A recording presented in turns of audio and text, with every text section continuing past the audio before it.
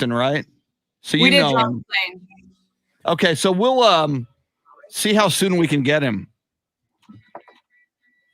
It is Thursday. It is a throwback Thursday. So we will throw back, we will throw forward, we will throw laterally. We'll just throw. It's the Chris Duel Show with Shannon Salty Sweeney. Lots going on in the world of sports. One of the big marquee events, of course, obviously, the Olympics is the big marquee event. But tonight, the NBA draft, the San Antonio Spurs, my favorite NBA team, with the number 12 pick in the NBA draft. And because I am hopeful and delusional, I keep reminding everybody that Giannis Antetokounmpo was a number 15 overall pick. So if you do some due diligence and you get a little lucky, you can find some good value at number 15. We talked yesterday with Bill Schoening, the voice of the San Antonio Spurs, and certainly the Spurs have been very, very successful over the years in the NBA draft with people like Manu Ginobili and Tony Parker, getting those guys pretty late, getting some good draftees lately. Of course, when you win the lottery, you get a Tim Duncan or a David Robinson. And I haven't looked, Shannon. We'll pull up the draft order. By the way, before I ask Shannon about her Dallas Mavericks and what they might be doing or not doing in the NBA draft, let us bid good morning to Shannon Salty Sweeney. Shannon, how are you? I am doing all right, sir. I don't know what's going on. I don't know if it's the heat. I don't know what. But my power has been going out for the last couple of days. Oh, no. It went out in the middle of the day. I guess it was Tuesday, like hottest time of the day. It was out for a couple hours. And then I guess they didn't fully fix it. So yesterday, we end the show. I'm like, I'm going to go home and work from there.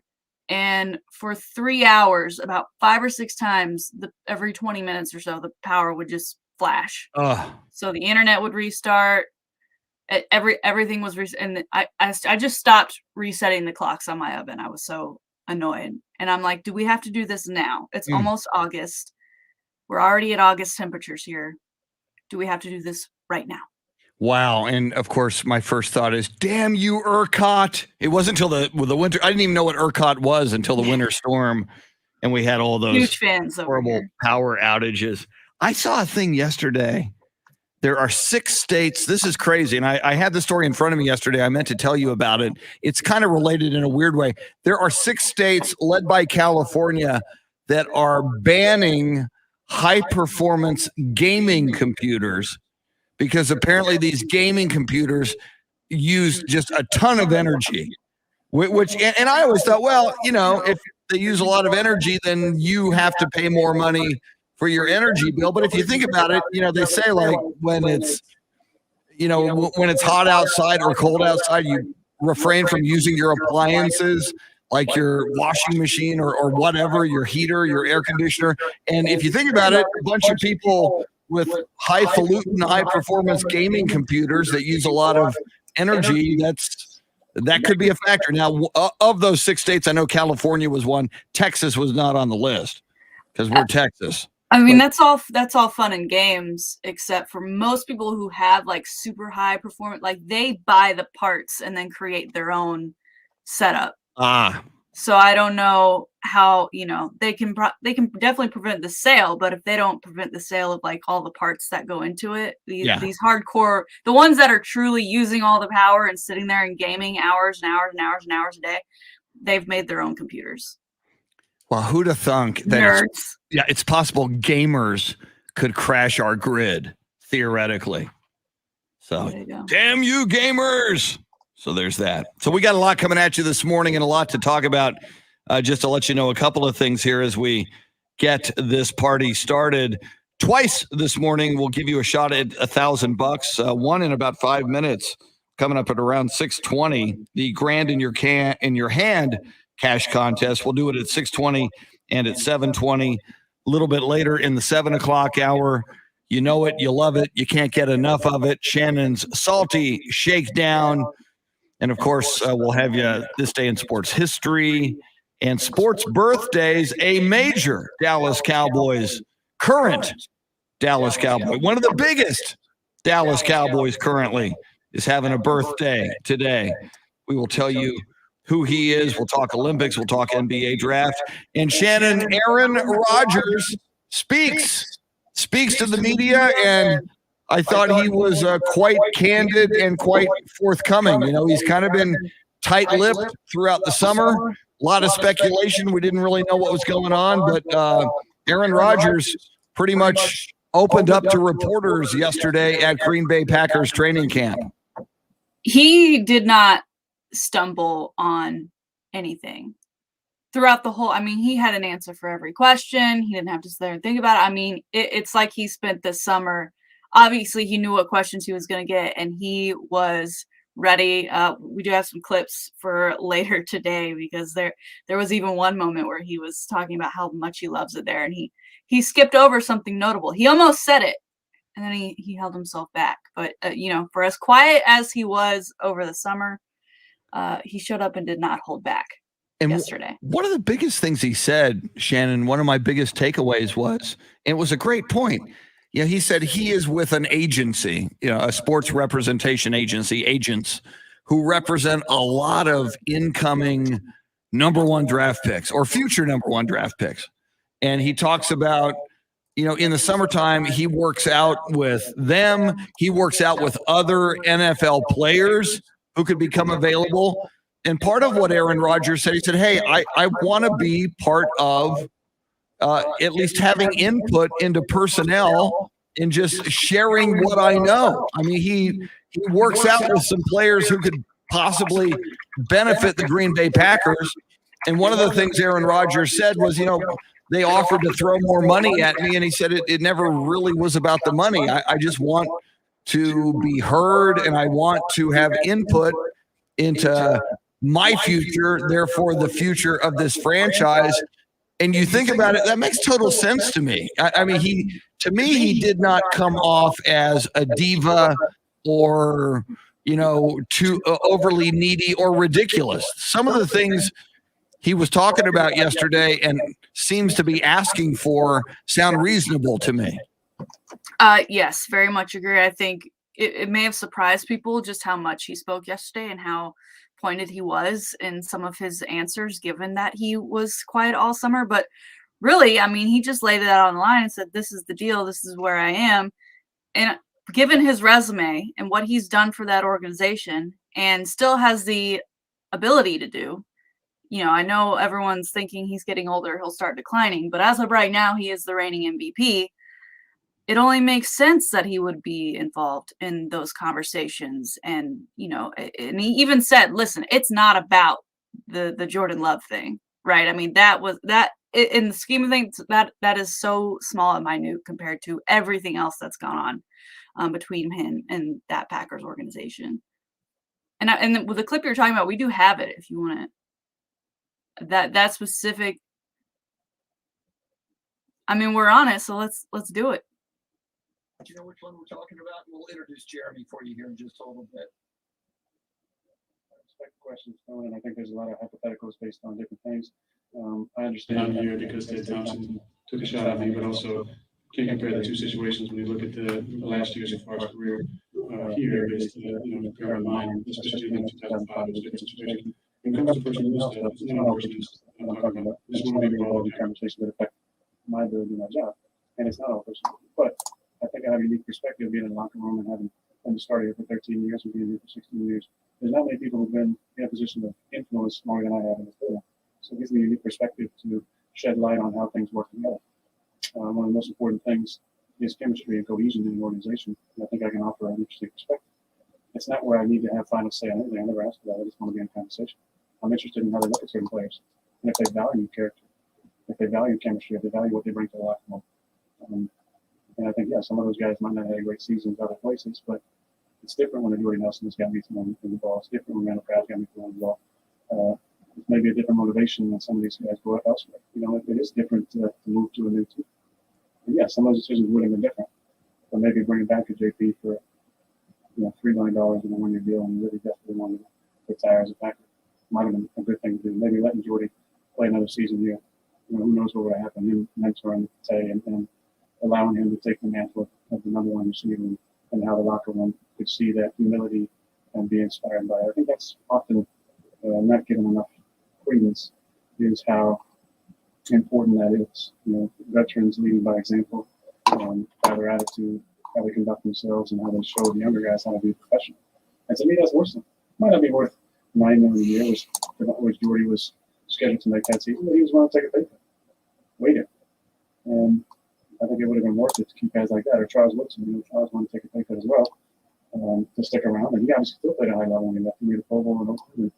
And not to mention that 70% Charles Woodson is, an incredible player for us. Just what he brings from a leadership standpoint, from professionalism, toughness, being able to be a part of conversations like that. Aaron Rodgers speaking to the Packers media yesterday at Packers training camp. We will react on the other side, though. Right now, a little bit after 6:20, we will give you a shot at $1,000. It is the Grand in Your Hand cash contest. Here it comes. Now, your chance to win $1,000. Text the nationwide keyword BILLS to 200-200. You'll get a confirmation text and info. Standard data and message rates apply in this nationwide contest. That's BILLS to 200-200. Bills is the key word. We'll do that again for you at 7:20. Back to Aaron Rodgers, Shannon, as we just heard some audio from his talking to the media yesterday at Packers training camp. Yeah, and everything he is asking for, and a lot of those guys he cited, like Jordy Nelson and Randall Cobb, were receivers. Obviously Charles Woodson wasn't, but he's your quarterback. He's an elite quarterback. He's a top 3 or a top 5 quarterback in the NFL. He is a 2-time, the last 2 years, reigning MVP. It just sounds to me, for whatever the reason, Shannon, the Packers organization either doing things an old school way or just not interested in getting the input of an Aaron Rodgers. And I mean, think of other great quarterbacks. Would New England or Tampa Bay want the input of a Tom Brady? Clearly last year, Tampa Bay took a lot of input.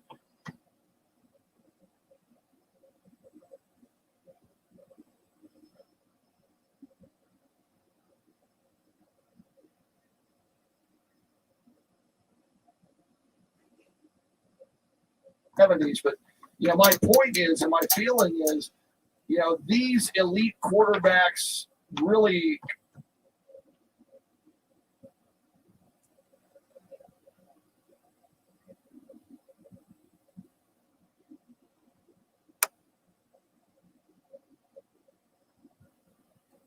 provide input. You at least hear them out, and if you can't do what they're asking, you give them the reasoning why you can't do that.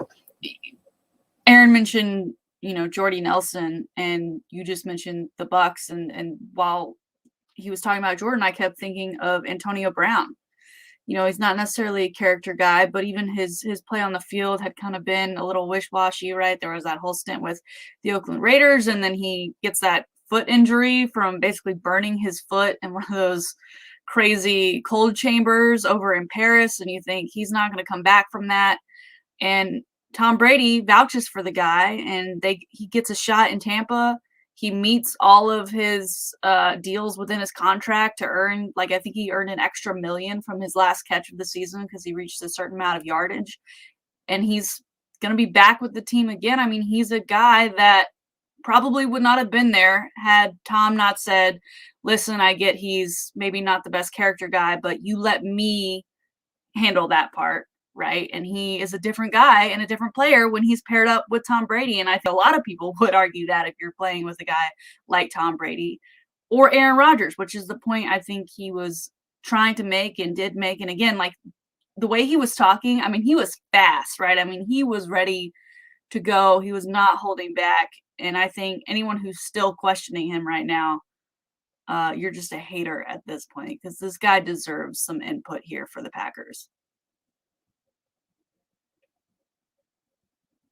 Some of the personnel decisions that Tom Brady asked the Buccaneers to do last year. One of them was Gronk have him go get Rob Gronkowski, Leonard Fournette at running back, who also, like Antonio Brown, you could have argued might have been washed up. He was certainly given a second chance, contributed big to that Buccaneers Super Bowl victory and season, and as did Antonio Brown, who you mentioned. So if you've got a quarterback who has a high football IQ, who is an elite quarterback and wants to help you, wants to share with you some of his knowledge, and has been out there working out with a lot of people who could help your football team down the line, probably a good idea to listen to that quarterback. And Deshaun Watson, obviously, he's in the conversation for different reasons, but he's very similar situation. The difference being he hasn't won a Super Bowl and he's not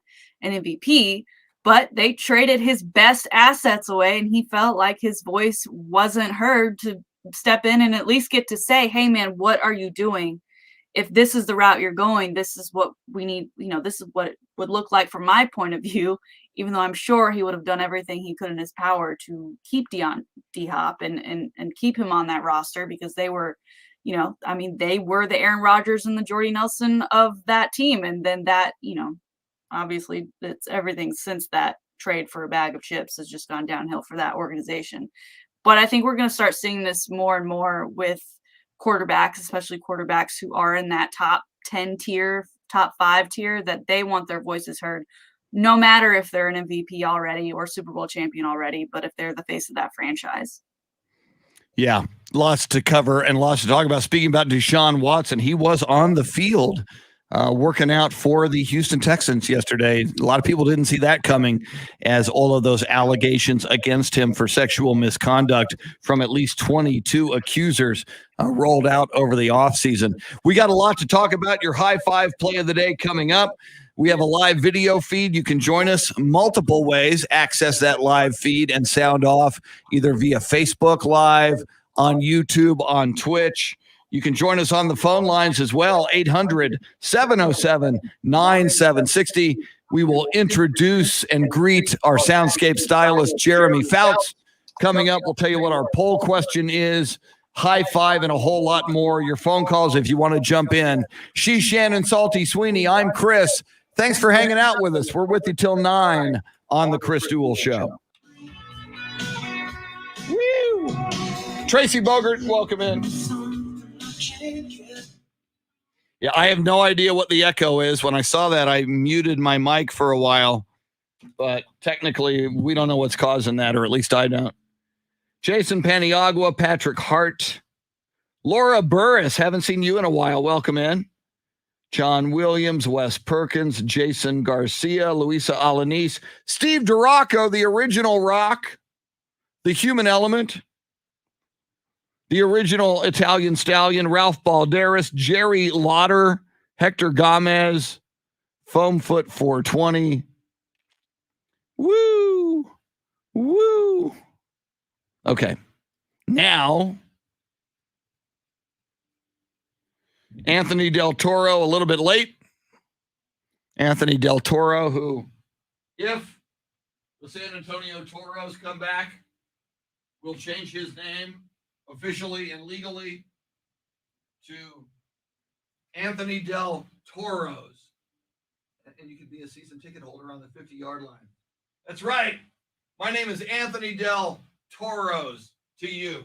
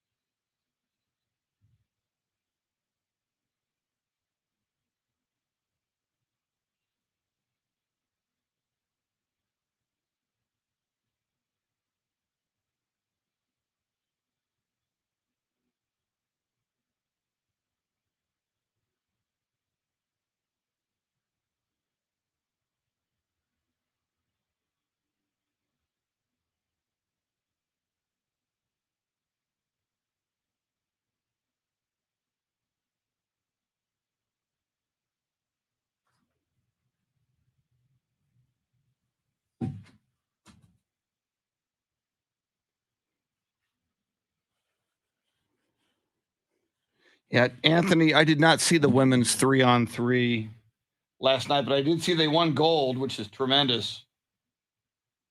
Very cool.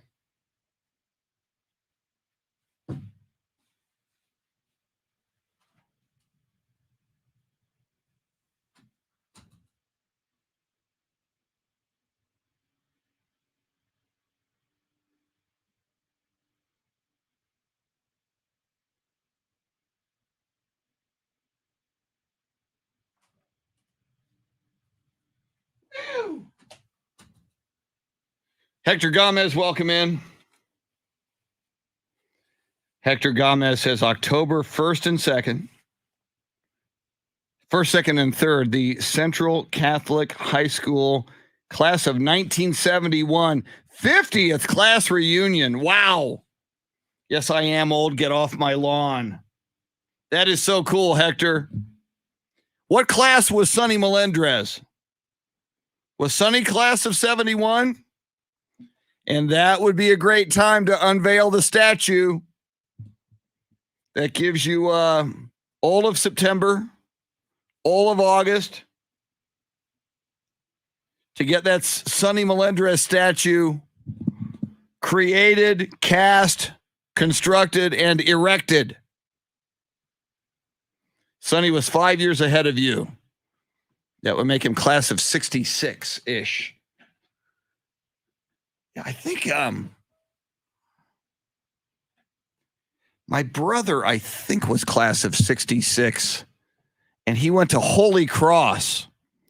We were in the Holmes High School district, but my family was in the military. My dad was in the military. So when we moved to San Antonio, there were like UIL rule. My brother was a basketball player, so he couldn't play basketball at John Marshall High School. I think that was even before Holmes came online, or we were still in the Marshall district or something. So he went to Holy Cross, one of the rivals, obviously, of Central Catholic, and played basketball at Holy Cross. I believe in the class of 1976, because he then went to Southwest Texas State, now Texas State, and was in the class of 70. And we say these things on a Throwback Thursday. Woo!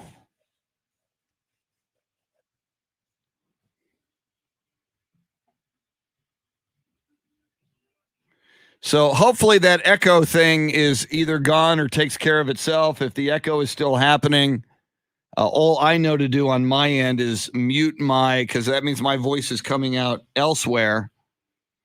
So if I see that you guys are being bothered by the echo, I will mute my microphone here and it'll still come out wherever it's coming out. But if you ever have just god-awful sound issues, we recommend the iHeartRadio app for sound. The sound is really, really, really good. It won't sync up perfectly to the video, but you'll hear better. So Foamfoot 420 says the mic sounds good. Now, that's because we're not in the middle of sometimes we go into a segment and then the mic is on for radio, and whatever is causing that echo could be going on there. Woo! Patrick Hart says, I'm ready for a surprise tonight in the NBA draft for the Spurs. Could happen. Remember the night they traded George Hill to the Indiana Pacers to trade up for Kawhi Leonard. Nobody saw that coming before it happened. So I don't rule out a big, unusual move for the Spurs. I mean, I say this all the time because it's true. You can't predict what the Spurs are going to do. No, I mean, they're so clandestine. They're so CIA. They're so secretive. So nobody's going to know till they do it. But I've also said this as well. Did Lamar Jackson have COVID during last season? I know he's diagnosed now. That's a great question, Anthony. I don't know. I've always said this, Greg Popovich and R.C. Buford, and of course, Brian Wright is now the general manager, but obviously R.C. and Pop have lots and lots of input, although Pop's at the Olympics tonight. How are you going to draft when you're at the Olympics? You can't. I mean, I'm sure he'll be on the phone. Anyway, we'll talk about it. Oh, there we go. Yes.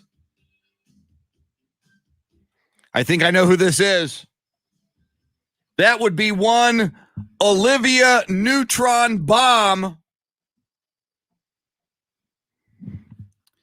Shannon Salty Sweeney will talk to our soundscape stylist, Jeremy Fouts, here in a moment. I think I've confessed this to you on the radio, and if not, I'll do it now.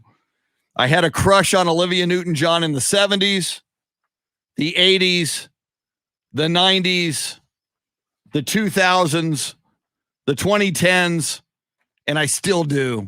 And I think my wife is okay with that.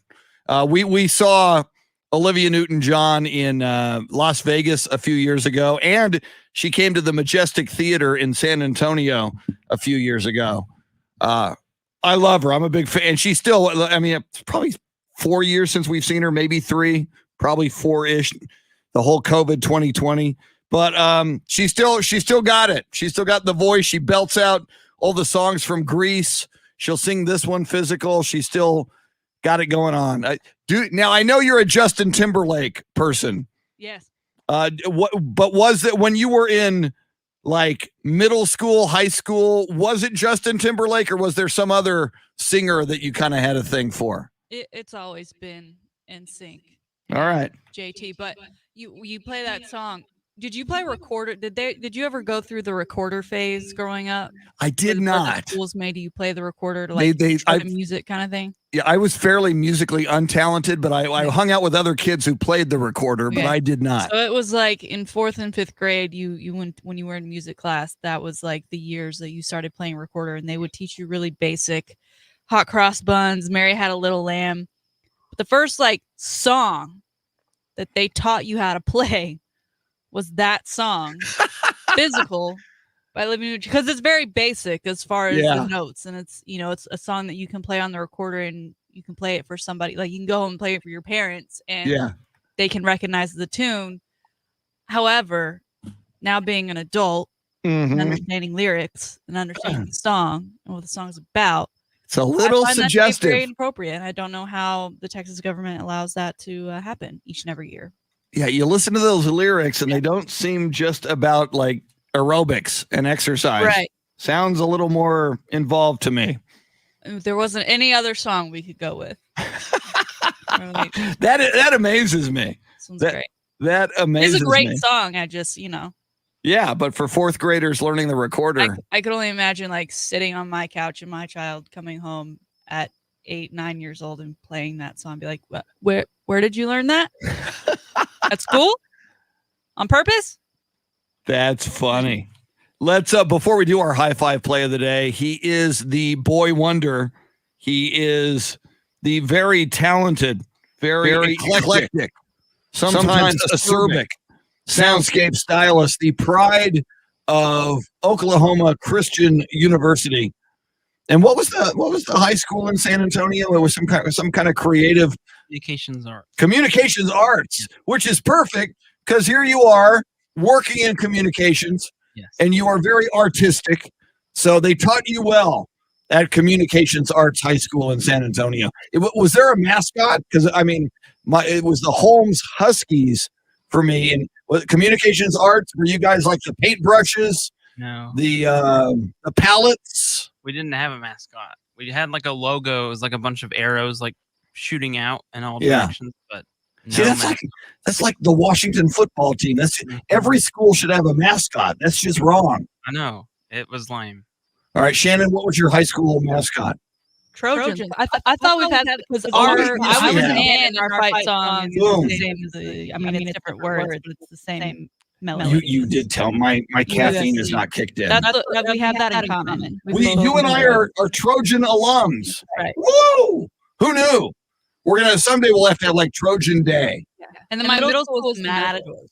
The Matadors. Which is fine. I kind of dig like animal mascots, I guess, Mhm. more than like I got a couple twice. Wow. And then I was an owl for elementary school. Ooh, I was an owl. I was a Glen Oaks owl Look at in that. elementary school. There you go. Middle school, I was a Pat Neff Texan. We were the Texans. That's a good one. Long before the Houston Texans. Jeremy, middle school, what was it? And what was your mascot in middle school? Middle school was Rawlinson Middle School, and we were the Patriots. The Patriot. Wow. You kind of resemble a young I Tom bet people Brady. did not like y'all. The Yeah, they Patriots. weren't super big fans. Woo. And then elementary school, we were the Blackman Black Bears. The Black Bears. That's a good one. Mm-hmm. Very nice. Wow. Nice.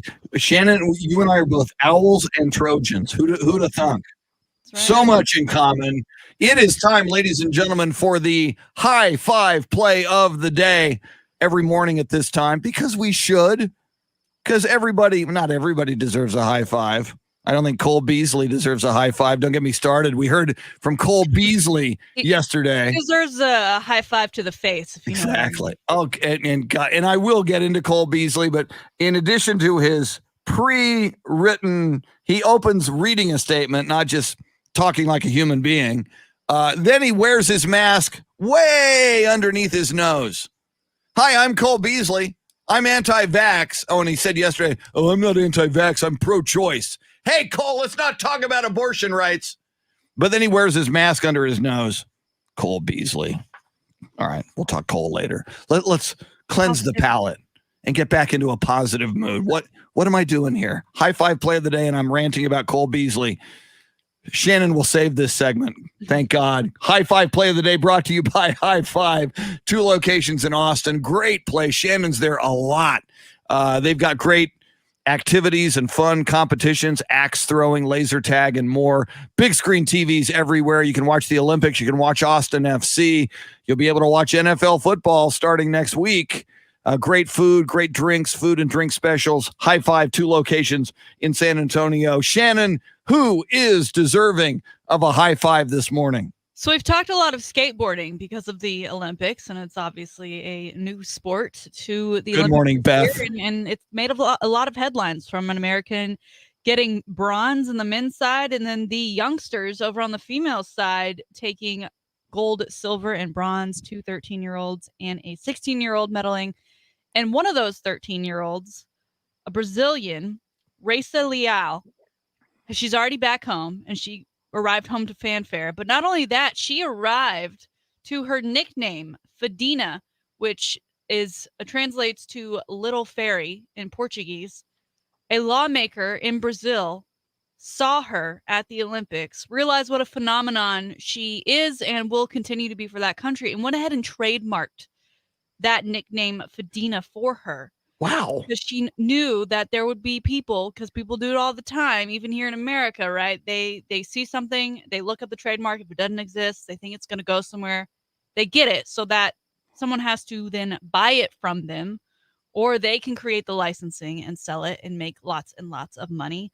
Now, this lawyer said she was going to hand over the trademark. She just wanted to do it to protect this little girl and her family. She's 13 years old, so she will most likely be competing at many more X Games and many more Olympics for years to come, winning more medals for her country. And she can now sell some merch with her nickname on the side. Of course, this all stems from that 2015 video we talked about earlier, where Tony Hawk shared it. It has millions and millions of views of her in her little fairy outfit trying to complete a trick that she eventually lands. It's in slow-mo. It's great. And then now she's an Olympic medalist. I just think it's fantastic that someone in a world where we see these stories and it's the opposite. They're taking advantage. They're doing exactly what this lawyer says that people do, and to do this for her and to pretty much set her up. I mean, she is going to do just fine from her skating stuff. I'm sure she'll get endorsements coming her way, but to now have this officially be hers, the little fairy, I love it. I love it for her, and how great of that lawyer. So high five to the both of them. Absolutely. And how cool is that? And you make a huge point, Shannon. So often now, we live in a world where it's all about me and how can I make money off of this, and what can I do? And in this case, this lawyer on behalf of this 13-year-old Brazilian skateboarder with the name Fadina. That's just so cool. That's very, very cool. You mentioned merch for Fadina, and of course, we live now in the era of name, image, and likeness in college sports, and we've been ever since it kicked in just a few weeks ago. Just some huge stories involving young college athletes making money, and a development in the name, image, and likeness saga, not involving a college athlete, Shannon, but like you and like me, a fellow Trojan. Reggie Bush learns yesterday the NCAA says, I don't think so. Reggie Bush petitioned. He asked the Heisman Trophy Trust, hey, I want my Heisman Trophy back. Can you do this? Heisman Trophy people kind of punted, but it was interesting. They said, if the NCAA will reinstate your records, and of course, among other things, because Reggie Bush's parents took a house and money from an agent, as did Reggie, took some compensation as well back in the day during that USC football dynasty that was dispatched by Superman Vince Young and the Texas Longhorns in that national championship game at the Rose Bowl back in the day. So there was some question, would the NCAA go, name, image, and likeness, Reggie Bush, okay, we'll let it go. All is forgiven. The NCAA pretty much said, no way, Jose. These were the rules at the time. They were carefully voted upon and thought out. And you broke the law. You broke the rules. As much as I'm an SC fan, obviously, Shannon, I didn't want this. Reggie Bush, dude, you knew what the rules were. You broke the rules. Your parents broke the rules.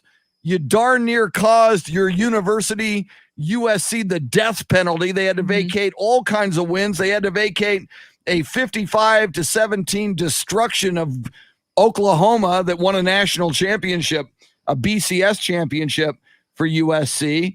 And the 30 scholarships that went away for a few years darn near killed that football team. So I like Reggie Bush now as a football analyst. I'm sure he's an okay guy, but sorry, Reggie, you knew the rules. You broke the rules. You can't come back and expect the NCAA to say, oh, yeah, sure, never mind. All is forgiven. Go take your Heisman Trophy. This guy should be thankful that he's still held in high regard. Yes. Because it would be very easy with all the things you just listed of the effect that what he did had on USC and that football program and that school and the image of that school. He should just be happy that he is where he is. And the fact that he is begging about something that, I get his argument, but again, the rules were the rules at the time. It wasn't like they were just some randomly tossed out there. They were thought about. And again, we talk about social media all the time. There wasn't Twitter back then. There wasn't Instagram back then. There wasn't TikTok, right? Those are the main areas and platforms that kids right now are. That's where their deals are coming from. Hey, you have this many followers. Post this. We'll give you X amount. That wouldn't have been a thing. So I think at the same time, he's also arguing of like, look how much I could have made had this been a thing. Why not give me back the one thing that I did earn? Well, no, you wouldn't, because those things didn't exist and you still cheated.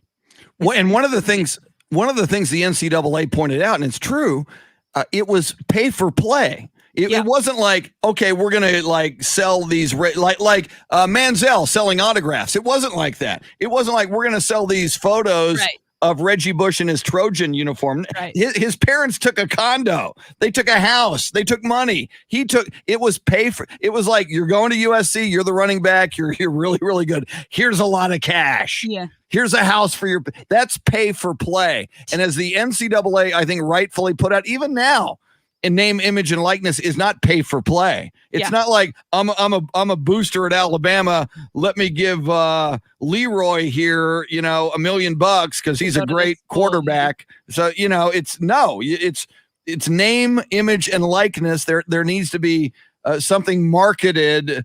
You either have to endorse, be a spokesperson for a car dealership or a chicken wing place or whatever it might be. And he sounds like a guy who is still living the life that he once lived, right? Things are handed to him. Oh my God, you're Reggie Bush. I'm Reggie Bush. I'm on TV. I'm a Fox analyst. I'm on the big show before the big game.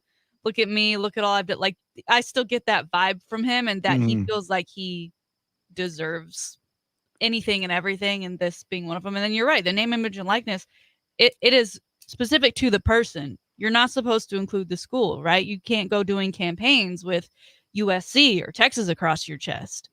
They just need to know you by looking at you. And, that Heisman Trophy is very much detached to USC. And again, all of his arguments there can be, we can go against him. And I'm just hoping that when we do get to football season and he is back on TV, that this isn't something we hear about from his side. But unfortunately, with NIL now in place, I'm sure we will. I saw a tweet last night by Don Harris, the news director at News 4 San Antonio, who said, "It's okay, Reggie. That Heisman belongs to Vince Young anyway." That's true.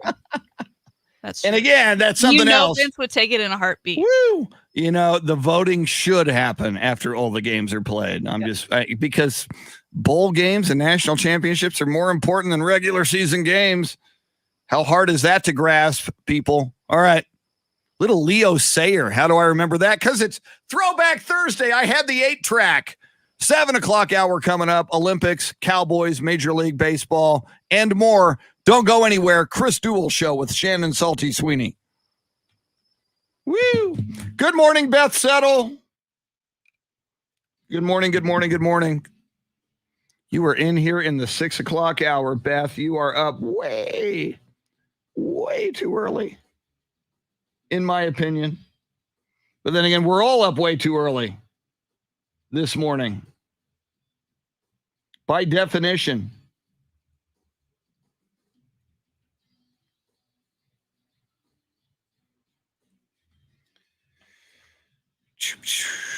All right. I think. I need more coffee.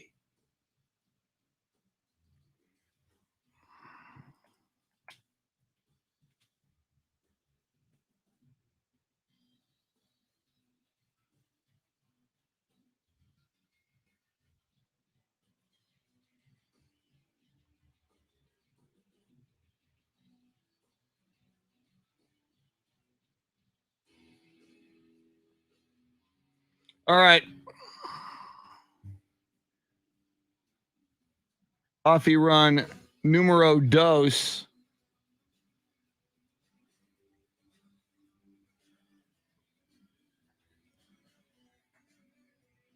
Jorge says it's about the image now, not how good you are as a football player. I hope this doesn't change the love of the game. I don't think it will, Jorge. We're just in a new era. Ty Jones, good morning, joining us on YouTube this morning. And there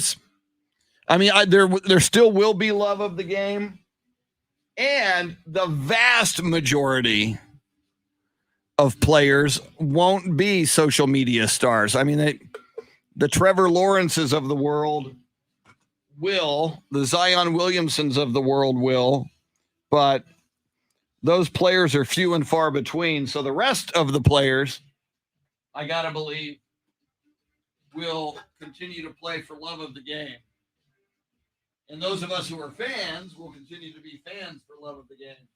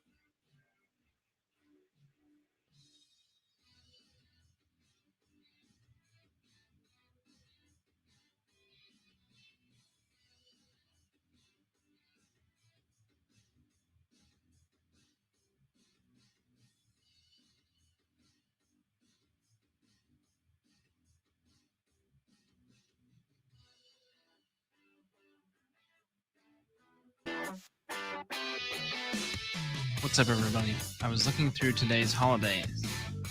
We got some interesting ones. We got International Tiger Day. It's National Chicken Wing Day, National Chili Dog Day, Lasagna Day, Lipstick Day, National Intern Day, Rain Day. I think the most interesting one for today, though, is it is National Cheese Sacrifice Purchase Day. The description says, today is for sacrificing cheese in some way. Evidently, it is sacrificing cheese to catch mice. So you're supposed to put cheese in a rat trap or a mouse trap. So I guess if you have mice and you were feeling unmotivated to catch them and defeat them, today's your day. Sacrifice some cheese. It says here, one adage related to the day says, if you wish to catch some mice, first some cheese you must sacrifice. So purchase the cheese upon this day, and a mouse-free house is here to stay. That's fascinating.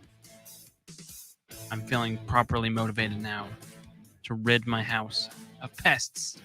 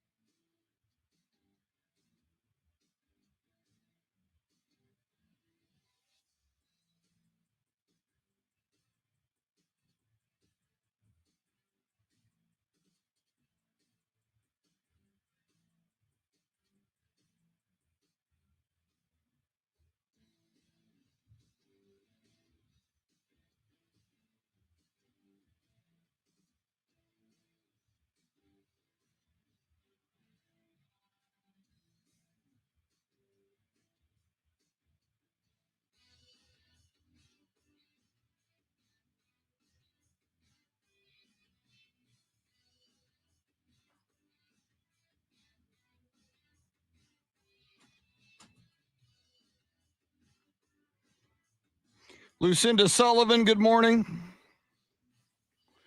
Patrick Hart. Yeah, I will have to talk a little Mavericks with Shannon coming up, Patrick, in the NBA draft. In fact, let me see if I can pull up the Athletic.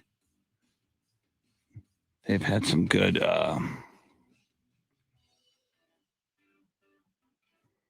mock drafts.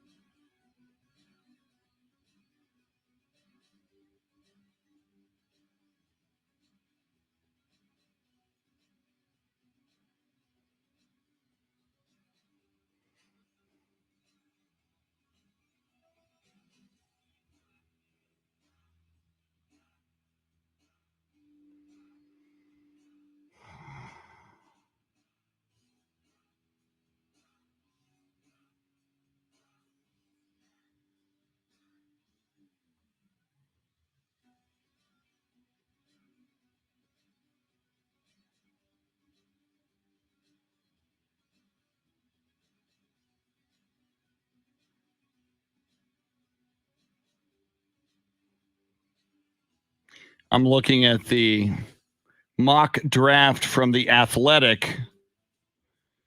They've got the Spurs taking Trey Murphy, a 6'9" wingman from Virginia. He's 21 years old, which is interesting. And that kind of sounds like a Spur-like move to try to, get a more mature player than an 18, 19-year-old. Here's what they write about Trey Murphy. And obviously, Bill Schoening was on with us yesterday. He said, hey, I've looked at 6 different mock drafts, and they've got the Spurs picking 6 different players. So at number 12, nobody knows, obviously. But here's what they write about Trey Murphy and the Spurs. The Spurs probably need a big man, but Trey Murphy's stock appears to be rising and locking in a lottery spot. San Antonio grabbed Devin Vassell last year, and Murphy is another one of those 3-and-D prospects executives drool over.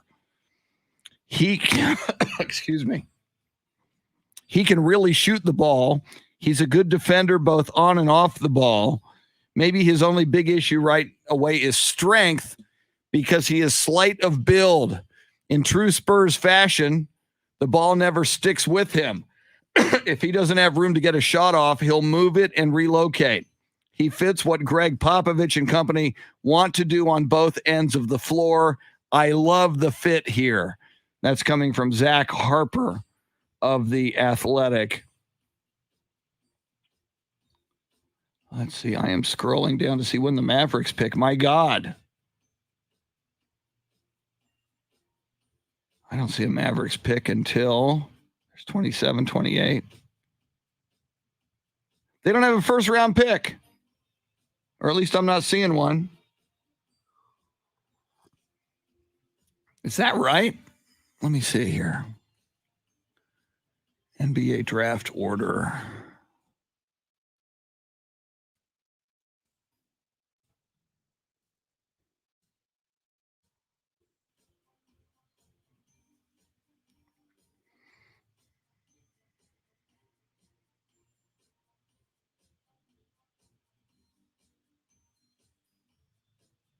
Yeah, New York with the 21st pick from Dallas. So, yeah, Dallas isn't drafting at all. The 53rd pick goes to New Orleans. Mike, who are they? The Houston Texans? You know, unless they make a trade, and I think that's unlikely. Although, maybe they want to get rid of Kristaps Porzingis.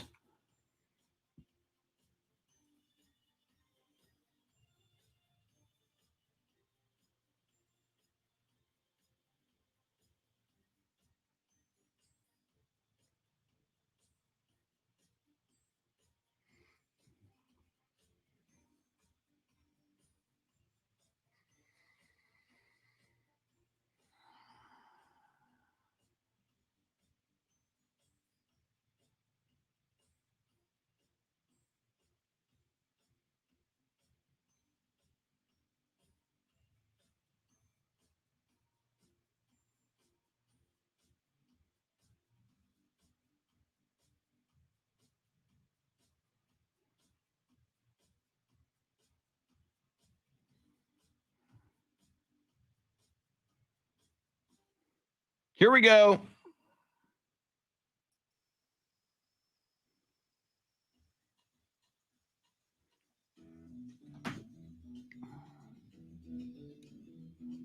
This is the Chris Duel Show.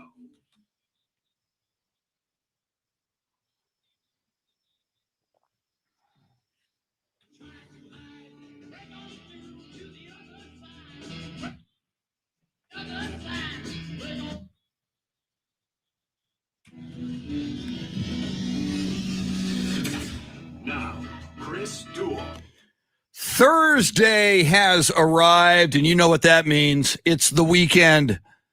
Some people start the weekend on Friday. Shannon and I do not. We start the weekend on Thursday, and we empower you to start the weekend on Thursday.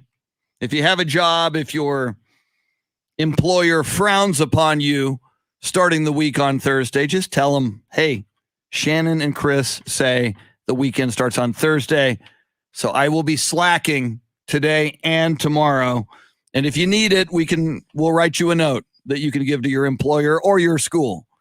If you're in school, most people not in school unless you're in summer school on July 29th. But you know, if you have the need to start the weekend early, behave like it's the weekend, party like it's the weekend, slack like it's the weekend. We're here for you. And just hit us up. You need a note. We'll even co-sign the note. And if your employer has an issue, he or she can talk to us. How sexist of me. He. If your employer has an issue, he can talk to us. What is this, 1952? Sorry, Shannon. What can I tell you? I've only ever had male bosses. I've had some female bosses over the years. I get that. I'm most recently at KLRN, the boss lady. I did a show there called SciTech Now, and Sherry St. Clair, who spent many years in local TV in San Antonio. I think she's still there. I think she's the director of operations at KLRN Public Television in San Antonio. It's cool to have a lady boss. I prefer it. So anyway, if I had to choose, yeah. So there's that. Jeremy Fouts, have you ever had a female boss? No. It's about time, sir. I know, right? You need to broaden your horizons. I would gladly follow the direction of a woman given the opportunity. Woo, all right. So I there's mean, that. I kind of boss them around from time to time. That's true. That's true. Behind the scenes. Yeah, she yells Jeremy! at me and screams. And Mhm. Jeremy, play me some Timberlake right now. That's right. Woo!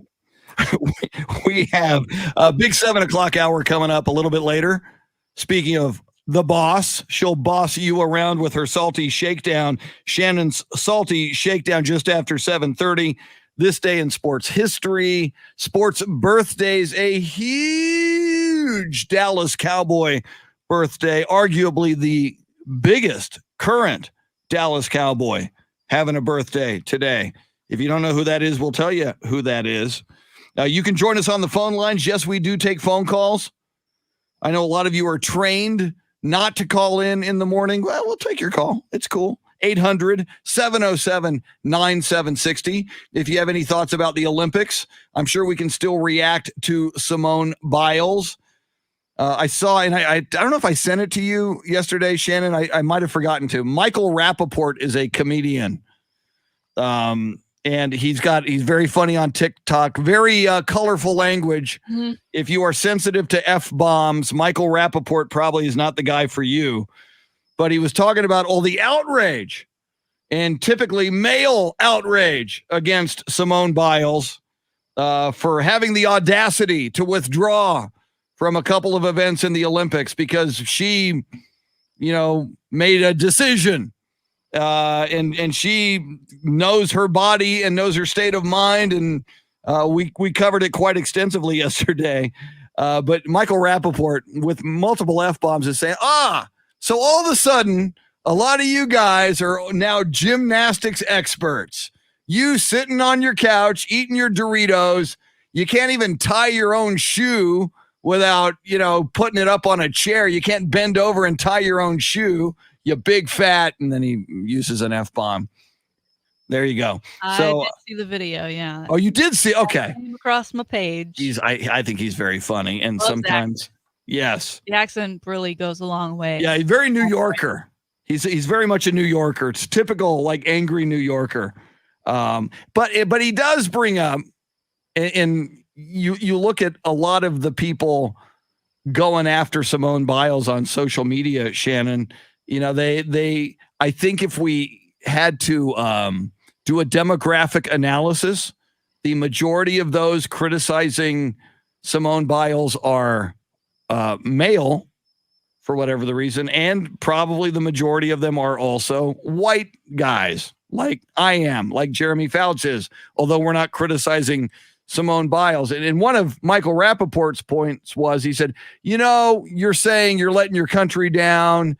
You're saying, you're letting your fellow Olympians down. He said, that's not it. He said, if you would tell the truth, I'd be okay with it.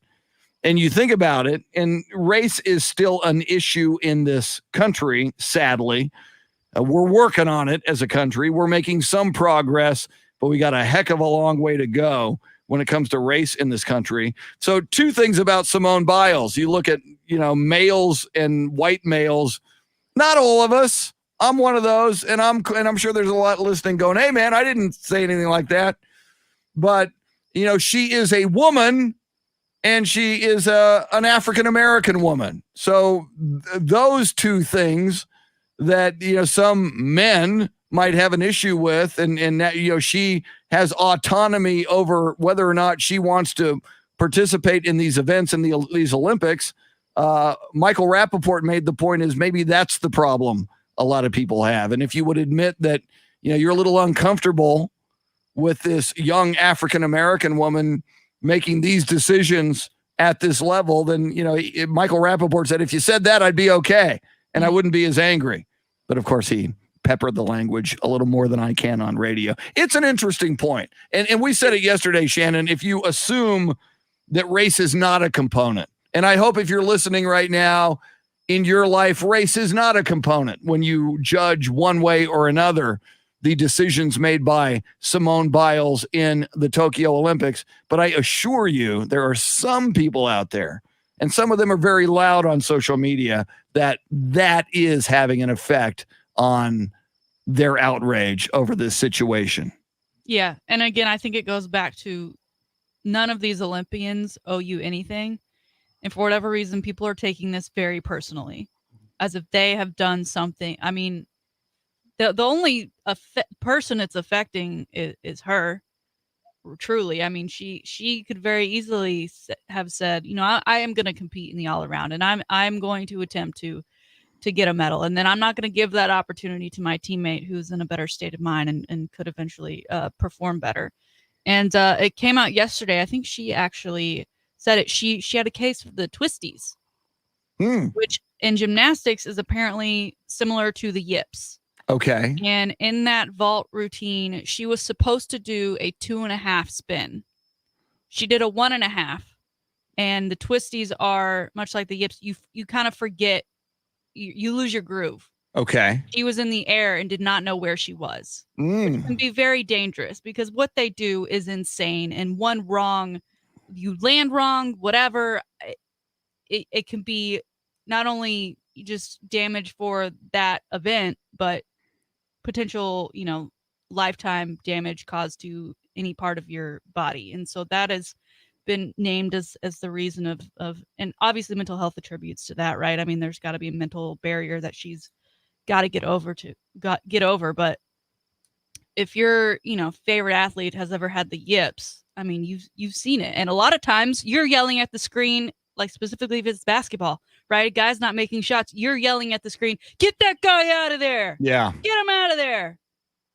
Famously, Danny Green of the Spurs, and even Laker fans went through this with Danny Green. Perfect example. Danny Green can be really hot or really cold. Danny Green can drain 4 3-point shots in a row, and you love him, or Danny Green can clang buckets for all night long. And you say, stop shooting, Danny Green. Right. And so with the twisties, she decided it was in her best interest as well as her team to step off the mat, and that is totally fine. And you need to not take it personally, because it ain't about you.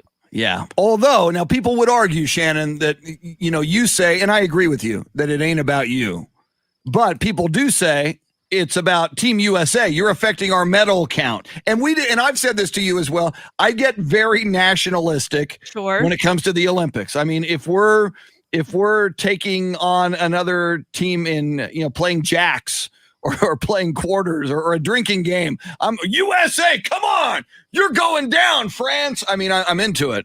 So on a certain level, some people are making the argument, you qualified for these Olympics. If you go, you are supposed to do your job and perform to the best of your ability. Yet, while I say that, Shannon, and you and I talked about it extensively yesterday, and you just brought it up as well, when Simone Biles chose not to compete, certainly in the team competition, she was doing that for the good of the team, because she knows her state of mind. She knows her body and her reflexes better than anybody else. And she made the decision, I'm not there. And oh, by the way, and you talked about this, she was there to support and cheer for not only women's gymnastics, but she was in the crowd for men's gymnastics.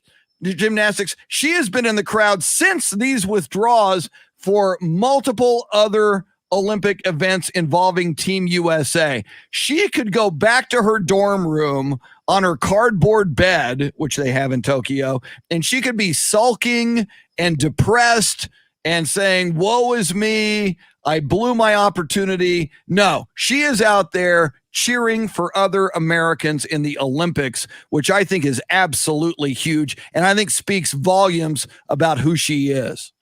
Right now, as we speak, the all-around is going on. And Simone Biles with the rest of her teammates, she's in the stands and she's cheering them on. And Simone will most likely, this conversation will continue throughout the Olympics and beyond. But I think today and right now, the focus needs to be Jade Carey, who is the athlete who is taking Simone's spot in this all around. And people should be, instead of continuing to bash Simone, looking at Jade Carey and cheering her on, because she is the one now representing the U.S. in this, along with Sunisa Lee. And that should be the conversation, right? I mean, and that's part of what's like ridiculous is like they're all top athletes. They're all meant to be there. And so you shouldn't, it's like when you do have that great backup quarterback, when you have a Nick Foles, right? There's no worry. You're like, that's I feel horrible for that person. They're going through that, whatever. But I'm so glad we have this person who can step in and handle the job just as well. Yeah. So you go, girl. Yes.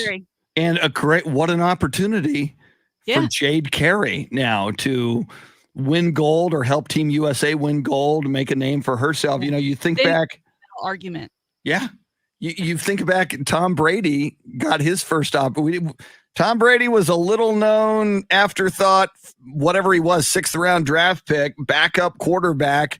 You know, when the starting quarterback got injured, Tom Brady got his opportunity, answered the call, and the rest is history. He's now the GOAT. So, you know, to get to the Olympics like Jade Carey did, and, you know, Jade Carey probably didn't see this opportunity coming, but sometimes when you least expect it, opportunity knocks.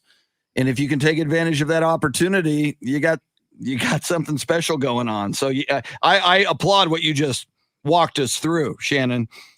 Remember the name Jade Carey today and moving forward in this Olympics, and let's see what happens next. And live update, they're through 2 rotations. Suni Lee sits in 2nd and Jade Carey in 6th. I think there 4 events? Okay. So halfway through. All right. Go USA. Jesse Martinez. Exactly. Thank you, Homer. Jesse Martinez with an interesting question. Then we'll do the contest for $1,000 on Facebook Live on the live video feed. Jesse says, I got a question. So if you know that you're having uncertainties about competing, if you're not right in your head before you head to the Olympics, wouldn't you just give up the spot to a person to take that spot? Is it being selfish if Simone Biles knew ahead of time that this was happening before the Olympics started? Good question, Jesse. But Shannon, I don't know that there's any evidence that Simone Biles, when she hopped onto the flight to Tokyo, knew that it was going to play out this way. I just told you, Jesse. She got the yips. She got the twisties, the gymnast version of the yips. She was in midair and forgot where she was. That it happened on the spot. It was not weeks before getting, knots in her stomach. Yeah. Thank you, Nolan Ryan. And with that, don't be a knucklehead and not participate in the Grand in Your Hand cash contest, which we're going to do now. We do it 12 times throughout the day on the 20s. You're going to get a keyword. We're going to tell you where to text that keyword. You do that and you're in the running. Somebody wins $1,000 right now. It should be you, and it could be you if you text the keyword to where we tell you to. Here it is. Now, your chance to win $1,000. Text the nationwide keyword WIN to 200-200. You'll get a confirmation text and info. Standard data and message rates apply in this nationwide contest. That's WIN to 200-200. Something else strikes me, Shannon, just about the Olympics and just about social media in general. And while, yes, I think you and I are right to discern why some people feel the need on social media to be so angry and so negative, and in some cases, so vulgar with what they tweet at Simone Biles. At the same time, I think we both realize, and you and I peruse social media quite a bit, there's a certain percentage of people on social media, and it's a big percentage. I don't know the number, 40%, a little more, a little less, who no matter what are going to go negative. So in other words, it didn't have to be Simone Biles. She, for a couple of reasons, might have been an easy target. And I know when someone's really successful, there's another whole thing that kicks in, which is jealousy. that, oh, this person's too successful. We'd like to see them come down a peg or two. But I mean, you saw this when Team USA lost to France. Oh, it's Popovich's fault. Pop sucks. He's never been any good since Tim Duncan left. Get another coach. I mean, name anybody in the Olympics. Kevin Durant, Katie Ledecky. Katie Ledecky lost early in swimming and then won a big gold, like 24 hours ago. But, even Katie Ledecky in swimming, who's expected to do very, very well, she loses a swimming event or two. And I think if we go and look at social media, you're going to see people jumping on her as well, because sadly, no matter what, there's a big percentage of people, and it's just the way culture is today, that their first move is negativity. Their first reaction is cynicism. Mm-hmm. And I think it's a little sad that that's where we are as a country and as a people in 2021. Because people want to be like you and me. I hear all you have the best job. I do. I get to come on and talk sports and share my opinion and get paid to do so. And a lot of those people on Twitter do not get paid for their opinion. You look at their following count, right? They don't even have a picture in their profile. That's an early morning sign. With 0 followers or maybe 12 followers. And they know that negativity typically gets the attention, right? A headline that is a little misleading. And with Twitter, there's only so many characters. So then you start seeing them either come to their own defense or, you're twisting my words. I mean, what happened to the adage, if you don't have anything nice to say? Yeah. Don't say anything at all. Right. And for whatever reason, write it down in a journal where you don't have any followers anyway. Just put it in a journal and the same number of people will see it. I agree with that. But it doesn't have the chance to run across the eyes of people it could really affect. And you mentioned, Shannon, people who don't have any followers on social media, and maybe if what you were putting out there into the Twitterverse or into the universe wasn't the same old cynical, angry, mean, negative. Maybe if you said something thoughtful that contributed. Or maybe if you said something inspiring now and then, 1 out of every 3 posts, or maybe some people go, hey, he or she has something interesting to say. I think I'll pay attention. Just an idea, just a thought. But and there are times, I could be pretty salty on Twitter. Yeah. But that again, that's what I get paid to do. And it's there. I don't just do it, right? I think about it before I tweet it. And at the same time, I don't come after anybody's character. I don't come after anybody personally. And that is something that people love to do. And then you go to their timeline and that's all it is. Yeah. And I also, Shannon, I mean, there are times, depending on my mood, when something happens, like I want to tweet about it. It's negative. There's I'm not, because I've chosen not to, but I almost did a few times. There's a restaurant that we love going to. They've got great food. And in the era of COVID, we get food to go almost always. It's like every single time they screw up the order. We'll give an order, and if you just bring the food home, the order's screwed up. And then and it's a busy restaurant, so if you check the order at so it's like you pay your money here, and I always tip because I worked in the restaurant industry, and I know people don't. So even food to go, I give a really good tip, and then I open up what we ordered, and it's wrong. So then I have to walk back up to the cash, and they're busy. So they're not even going to, and so the food I have is getting, so what so many times I said, you know what? I really want to tweet to this, maybe the owners of this restaurant will see. It's like, hey, I love your food, but you guys screw it up every single time we get food to go. Can you please do better? And so many times I've almost tweeted that, Shannon. And then I thought, I don't want to be that guy. So many people, it's like, oh, this restaurant sucks. Look what they did to me. Mm-hmm. Oh, this business sucks. Look what they did to me. Oh, this athlete sucks. Look what he or she just. So I've come close, and I'm sure you look at my Twitter feed. I'm sure you can find some. But you're paying for that service, though, right? Yes. We are not paying the athlete. True. Again, true. You are so far removed from this athlete. Yeah. The closest you will ever be is your eyeballs on the screen. Yeah.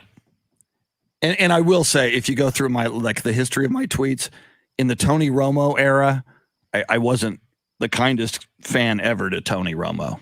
I'm just saying. So, Well, and I'm not proud of that. His stats speak for themselves. I should have seen beyond that, but I just, sorry, Tony. Tony, you are like you are the greatest television sports analyst in football history. I will say that. I'm a huge fan of Tony Romo. That's a big compliment. He's only been doing it for I've kind of 3 years now. I was a little negative, those fourth quarter turnovers in a big game, sometimes to lose the NFC East. All right, moving on. I don't want to get too salty. It's Shannon's job to be salty. Shannon is paid to be salty. I'm just saying. Salty Shakedown coming up.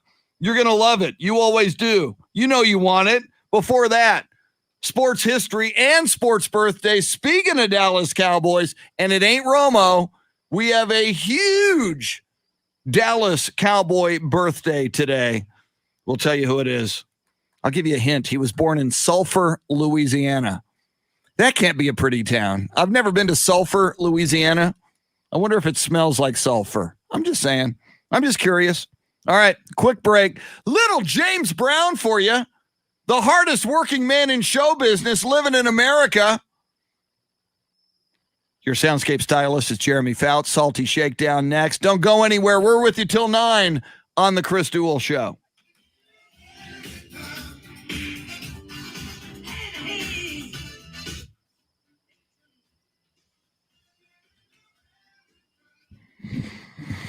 Gordon posting Dusty Hill died, not Billy Gibbons. I don't think we said that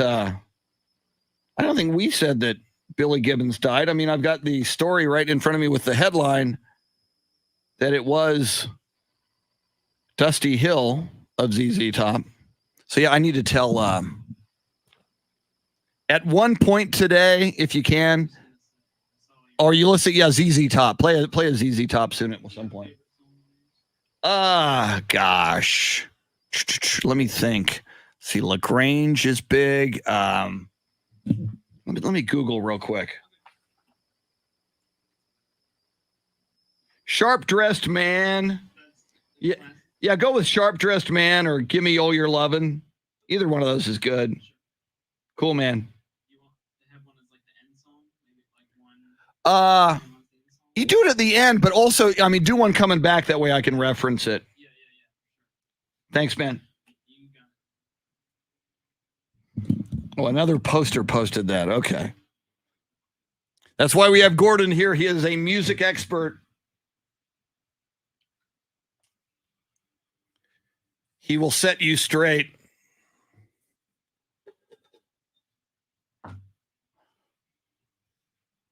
Tosh, absolutely. Legs is a tremendous song and video.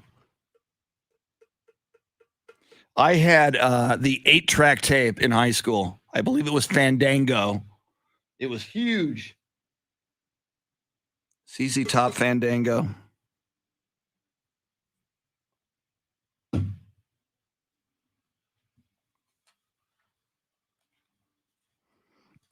Dan Rather tweeted about Dusty Hill. Morgan Fairchild.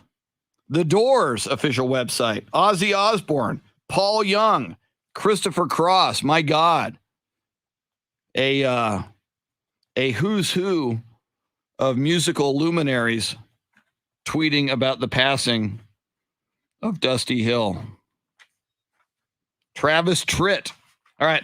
I'm going to heat up my coffee. I'll be right back.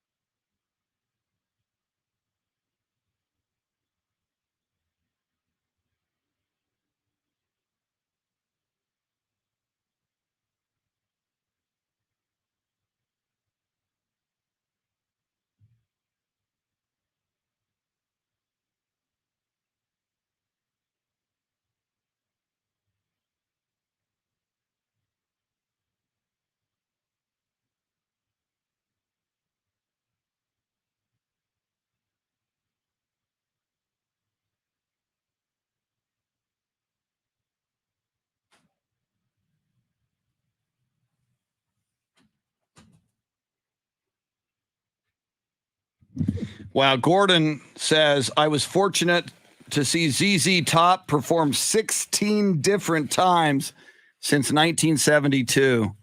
I don't think, Gordon, I ever saw them live, which is sad because they're so iconic. That little old band from Texas. Wow, look at that. There was a concert that pissed off Coach Darrell Royal in 1974. That's pretty amazing. I don't know that story.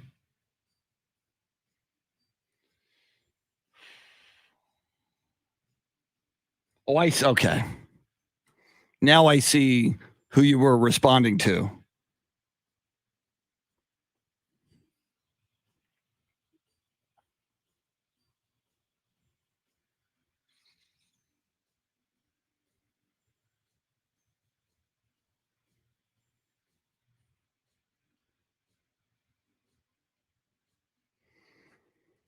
John Williams sending me some background. Dusty Hill was born in Dallas, Texas. He and his brother Rocky Hill, also a musician. Where'd you get this from, Gordon? Were raised in the Lakewood neighborhood of East Dallas.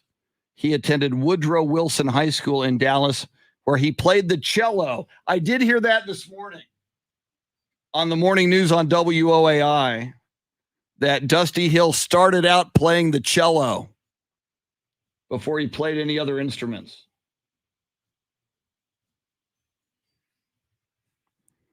While Gordon Weedman says Memorial Stadium was trashed during an all-day musical festival held there that was headlined by ZZ Top. Oh, that's great, Gordon. I'll mention that on the air, and that certainly relates to the sports audience.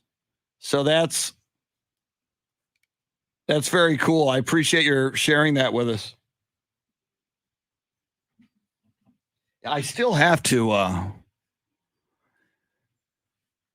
I got to like go to the James Taylor website.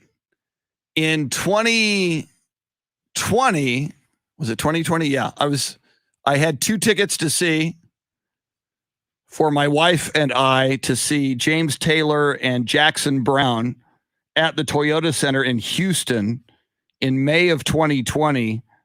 That was obviously postponed. And now, starting in July, James Taylor and Jackson Brown are going back on the road. And apparently they're going to be in Houston in October. And I got an email from jamestaylor.com where I got the tickets saying, oh, we'll honor your tickets. Just bring your tickets and we'll honor them. And I'm like, whoa, I didn't receive any tickets in the mail. I paid for them. So I have to try to run those down, preferably in the very next month. Here we go.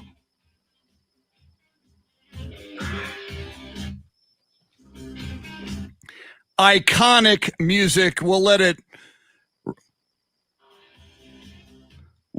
roll over you here for a moment. We'll get to some lyrics.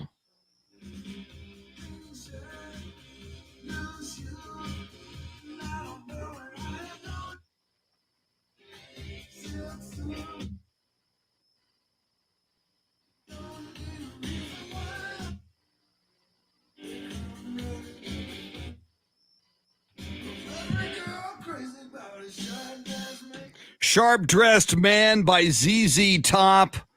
Sadly, ZZ Top in the news this morning because of the death of longtime bassist and vocalist Dusty Hill of ZZ Top. Passed away at his home in Houston, Texas. Dusty Hill, originally from Dallas, Texas. ZZ Top, just an iconic band known as that little old band from Texas. And Shannon, there is a Texas Longhorns connection. Our good friend Gordon Weedman, who is a rocker himself and a rock and roll expert, says there was a concert in 1974 by ZZ Top that pissed off Longhorns head coach Darrell Royal. Apparently there was an all-day music festival held at Memorial Stadium in Austin in 1974 that trashed the football field. So obviously, Darrell Royal, then the head coach of the Longhorns, none too happy. And the headline band as fans trashed the football field was ZZ Top. So I think we can maybe assume, Shannon, that ZZ Top was not Darrell Royal's favorite band. I never knew that there was a concert. I mean, because I go there. I'm like, this is one of the biggest stadiums in Texas capacity wise. Why does Austin not get those? Why do they always go to the Dallas and the San Antonio's, the Alamo Dome and the Houston's? Why do we never get stadium tours? And I don't know if there was a rule put in place after that, but I can't, in my 28 years, I don't think I've ever heard of a concert taking place at DKR. Wow. I wonder if that was the last one or one of the last ones. Yeah, Gordon giving us a little more background. That concert was September 1st, 1974. So football season just beginning. And also on the bill with ZZ Top, Joe Cocker, one of my favorites, Santana, and Bad Company. And we'll have to do some research on that, Shannon, because who knows, that might Darrell Royal in the aftermath of that concert, and he wielded so much power on that campus. Maybe Darrell Royal said never again. Gordon telling us 80,000 fans attended that concert September 1st, 1974. But maybe that was it. Maybe ZZ Top broke the concert future of DKR Memorial Stadium. I only ever knew the older waffle eating Darrell K. Royal. So I can't imagine him like screaming about a rock band trashing the place. Yeah, I mean, he was, man, back in the day, he was like as big as and as powerful as Bear Bryant at Alabama. I mean, my God, he was Woody Hayes at Ohio State. Darrell Royal was it, man. But yeah, I'm going to have to look that up, do some research and see if that was the final concert at DKR Memorial Stadium. ZZ Top headlining on September 1st, 1974. So our sadness, our condolences, our thoughts with the family and friends and all the fans of ZZ Top of Dusty Hill, who passed away at the age of 72 at his home in Houston. All right. We go from that little rock and roll and Texas football, Darrell Royal history, in a moment to the salty shakedown, sports birthdays, and this day in sports history. Thank you, Jeremy, for the music. Thursday, July 29th, 1915, Pittsburgh Pirate Honus Wagner hits a grand slam home run at the age of 41. You probably know Honus Wagner, one of the most expensive baseball cards out there. The Honus Wagner card is very coveted by baseball card collectors. This day in 1968, Cincinnati Red pitcher George Culver no-hits the Phillies.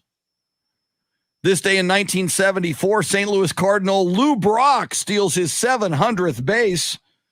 It's a pretty amazing feat. This day in 1986, a New York jury rules that the National Football League violated antitrust laws in a lawsuit brought forth by the USFL, of which Donald Trump was the owner of the New Jersey Generals. However, that jury awarded $1 in damages to the USFL. It was kind of the NFL is guilty, but it's the NFL. In your face, USFL. It's pretty much what the jury said. Finally, on this day in 1996, Major League Baseball manager of the LA Dodgers, Tommy Lasorda, retires with a record of 1,599 wins, 1,439 losses, 4 National League pennants, and 2 World Series championships. I got to meet Tommy Lasorda once. I've told the story before. I'll tell it again some other day. Nicest guy in the world. I grew up liking the Cincinnati Reds, and they were kind of a rival back in the day of the Dodgers, so I didn't like the Dodgers, but Lasorda was cool and a great, great guy. That's your sports history. Now, how about some sports birthdays? He's not an athlete, but he probably made the greatest baseball documentary ever. PBS documentary filmmaker Ken Burns, and I didn't know this until today, his birth name was Kenneth Loren. So he wasn't born Ken Burns. He was Ken Loren. I guess he changed his name to Ken Burns. He produced, among other great documentaries, the Civil War, but his 9-part baseball documentary. I know it's been on Netflix. If you ever get a chance to see it, it is spectacular. Ken Burns, born on this day in 1953 in Brooklyn, New York. Two more, born on this day in 1956, American boxing trainer and commentator Teddy Atlas. First of all, that's a great name, Teddy Atlas. Secondly, he is a spectacular boxing trainer. Teddy Atlas was born on this day in 1956.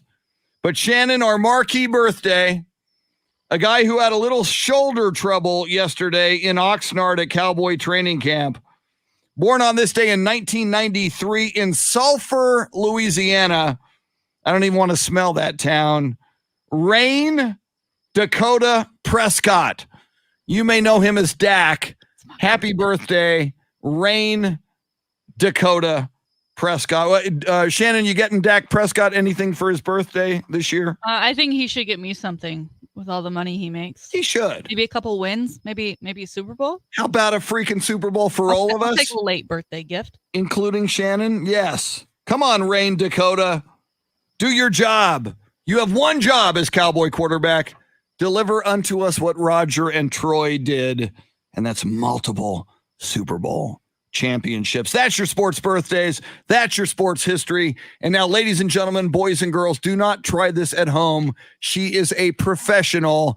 It is time once again for the salty shakedown.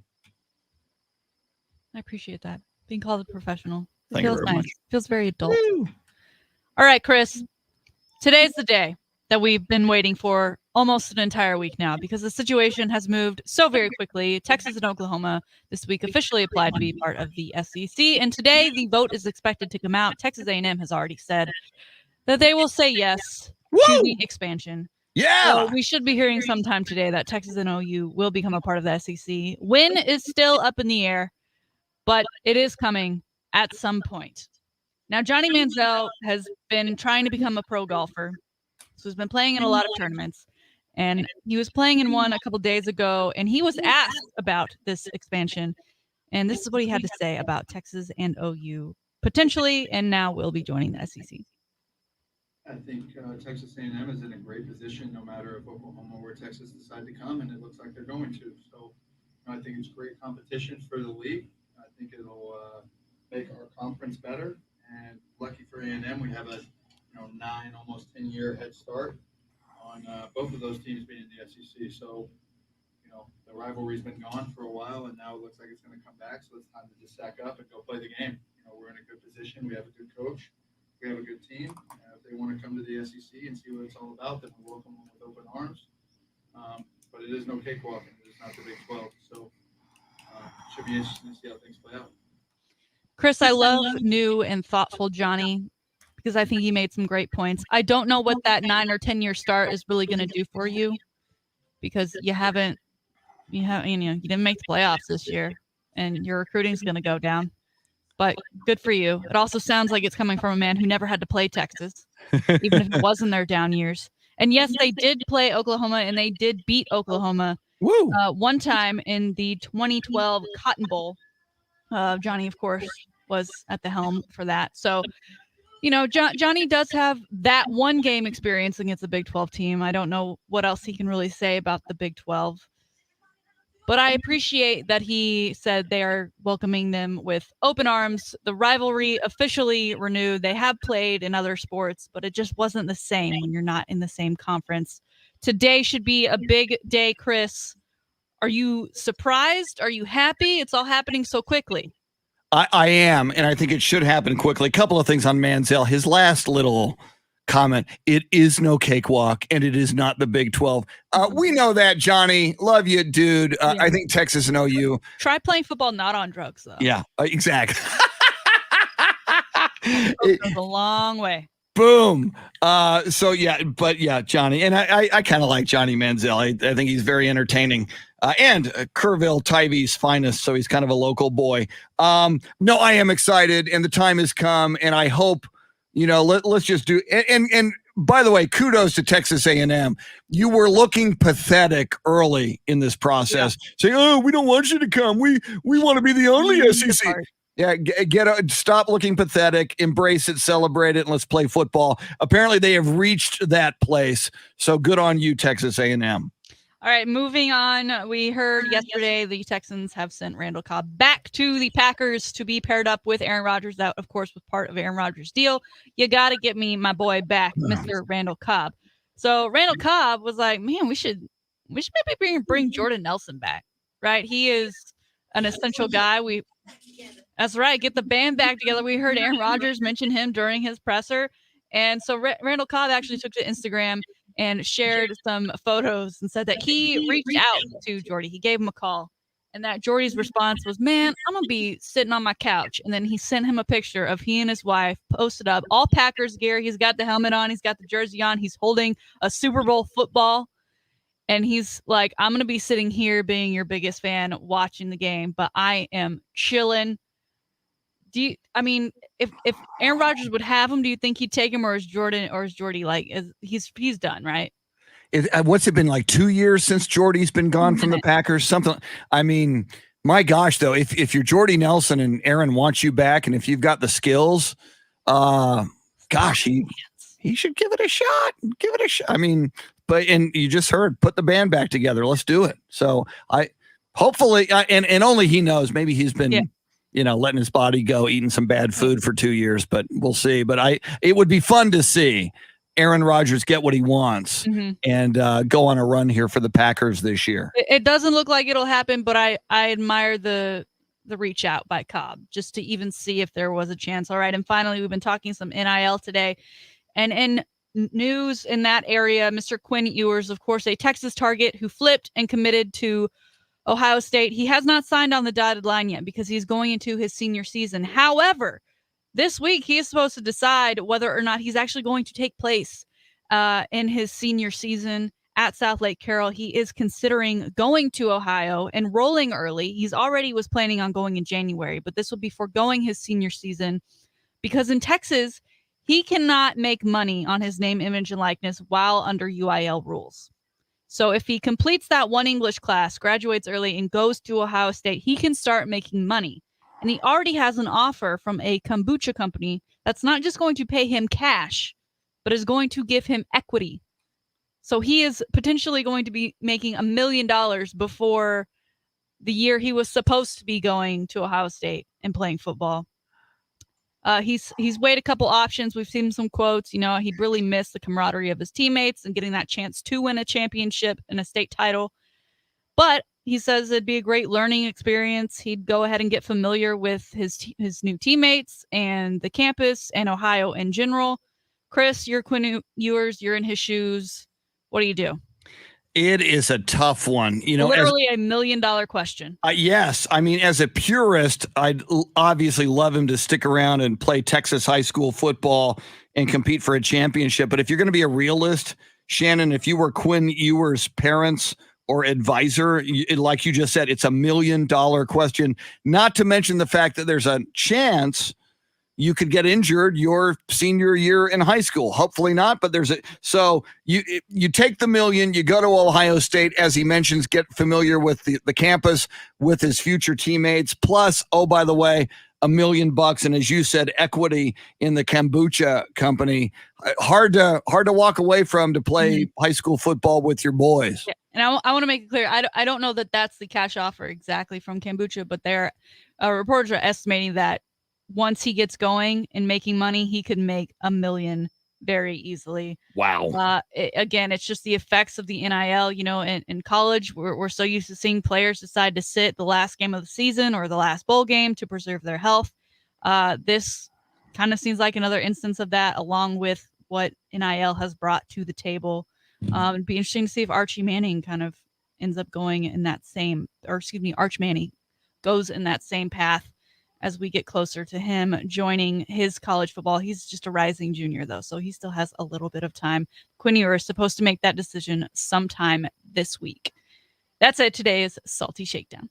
Outstanding Salty Shakedown as always. And just, Shannon, I know we're up against it, but Quinn Ewers, are we, I know it under Tom Herman, he was going to go to Texas and then said, no, I don't think so. I'll go to Ohio State. Now that Sark is here, is there any chance that Quinn Ewers could flip again and want to be a Longhorn under Sark? I mean, he's only verbally committed to Ohio State, but obviously if he chooses to go ahead and enroll, I think that puts it in ink at that point that he would be a Buckeye. And I wouldn't be surprised if at this point Texas is kind of, especially with the move to the SEC, they can probably find somebody else. All right, Quinn, you had your chance to be a Longhorn, Quinn. You blew it. Enjoy Ohio State. It's a little cold up there in Columbus, Ohio. Quick break. 8 o'clock hour coming up. We got a lot we still got to cover. NFL, Major League Baseball, Olympics, NBA draft. We'll talk about that as well. Draft tonight in the NBA. With you till 9. She's Shannon Salty Sweeney. It's the Chris Duel Show. Woo! Woo! Gordon mentioning that CZ Top, easy for me to say, CZ Top concert at Memorial Stadium. Joe Cocker was the opening act. Unfortunately, he was completely out of it. We were hoping that someone would escort him off the stage because his performance that day was horrible. Oh, no. Yeah, I've heard that Cocker sometimes, but I can't imagine in the daytime, but I've heard that sometimes Cocker would really be either drunk or whatever, and sometimes forget the lyrics to the songs and just kind of improvise. Just his Cocker mannerisms. Good morning, Warren Wheeler. Joe Cocker. Oh, I love Joe Cocker, the late, great Joe Cocker. I'm a big fan.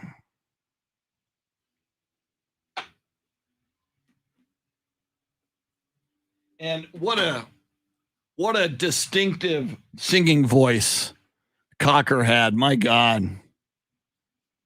Gordon pointing out this was before Joe Cocker became sober. Yep.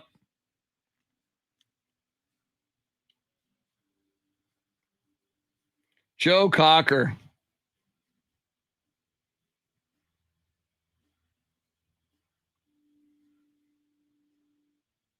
John Williams telling me he saw Elton John at the Frank Irwin Center in Austin. That's pretty cool. I saw Elton John and Billy Joel at the Alamo Dome. One of the coolest things ever, though, I saw Elton John at the Hollywood Bowl when I was at USC. And Gordon will know this song and the story behind this song. Elton John had just written a song about John Lennon called Empty Garden, which is really a moving song. And it was a relatively new song. So it's nighttime. The Hollywood Bowl is outdoors. Elton John talks a little bit about his friend, John Lennon, who had been murdered a couple of years earlier. This was about 1982, this concert. So he sings this song that he wrote about John Lennon called Empty Garden. And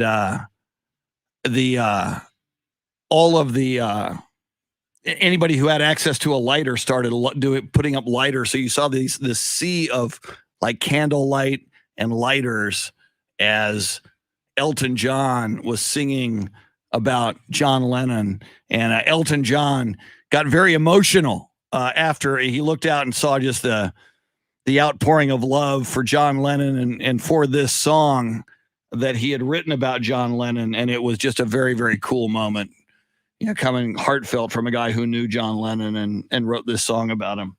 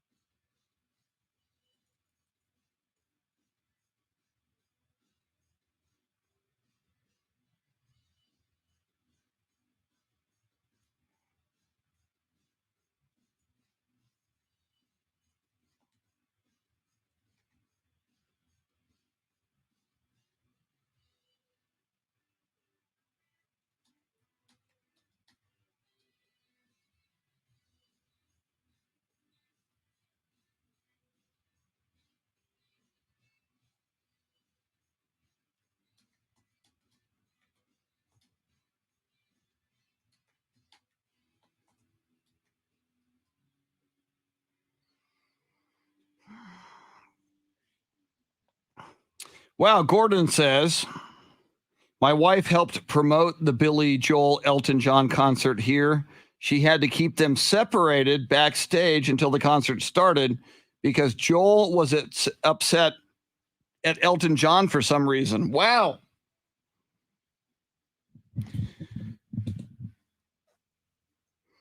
Gordon says, ZZ Top was the last band I saw perform live last year before the pandemic hit. The band performed at the rodeo here in San Antonio. Now, Gordon, you said you saw ZZ Top, I think, 16 times. Is that the most of any band you've seen? I got to believe that's up there. If you've seen a band more than you've seen ZZ Top, that would be amazing. All right.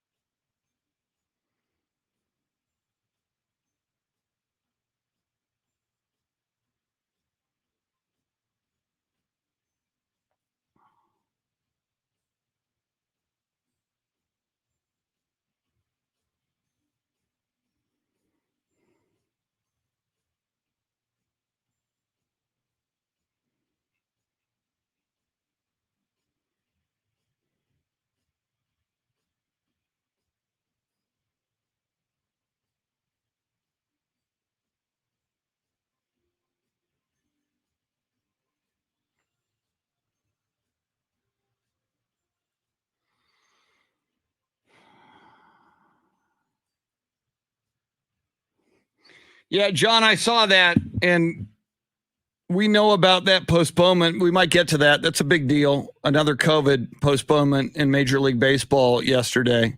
But thank you. Yeah, we should try to get to that. Gordon's biggest or most concerts for a single band, 24. Rush. He has seen Rush 24 times. My God. Almost a month of Rush concerts.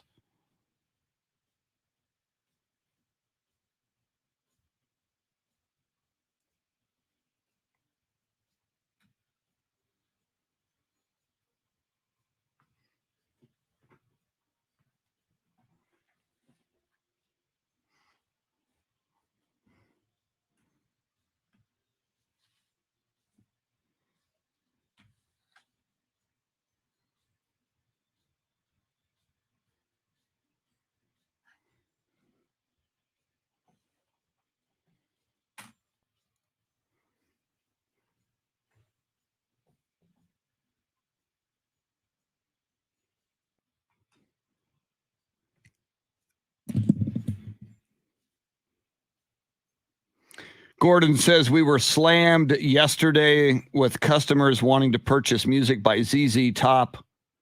I'm sure that will happen again today. That is an interesting phenomenon. When an artist dies, there's a run on that artist's music. Oh, on August 6th, I believe, Gordon, you know this better than I do, the 50th anniversary George Harrison, All Things Must Pass album release. I definitely want to listen to that at the very least on Apple Music. But if I were a vinyl person, I'd be all over it too. But I'm not equipped for vinyl.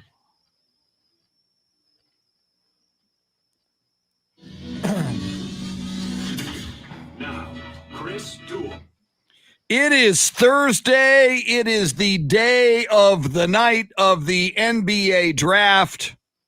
What will the San Antonio Spurs do? We'll talk a little NBA draft here in this hour. We'll talk NFL football on Dak Prescott's birthday. In fact, let's start there. It's the Chris Duel Show with Shannon Salty Sweeney. In addition to Cowboys and Dak Prescott, I got to talk a little Cole Beasley. I don't believe Dr. Fauci is in any jeopardy of being replaced by Cole Beasley. Cole Beasley making a statement before the media in Buffalo yesterday and demonstrating how not to wear a mask.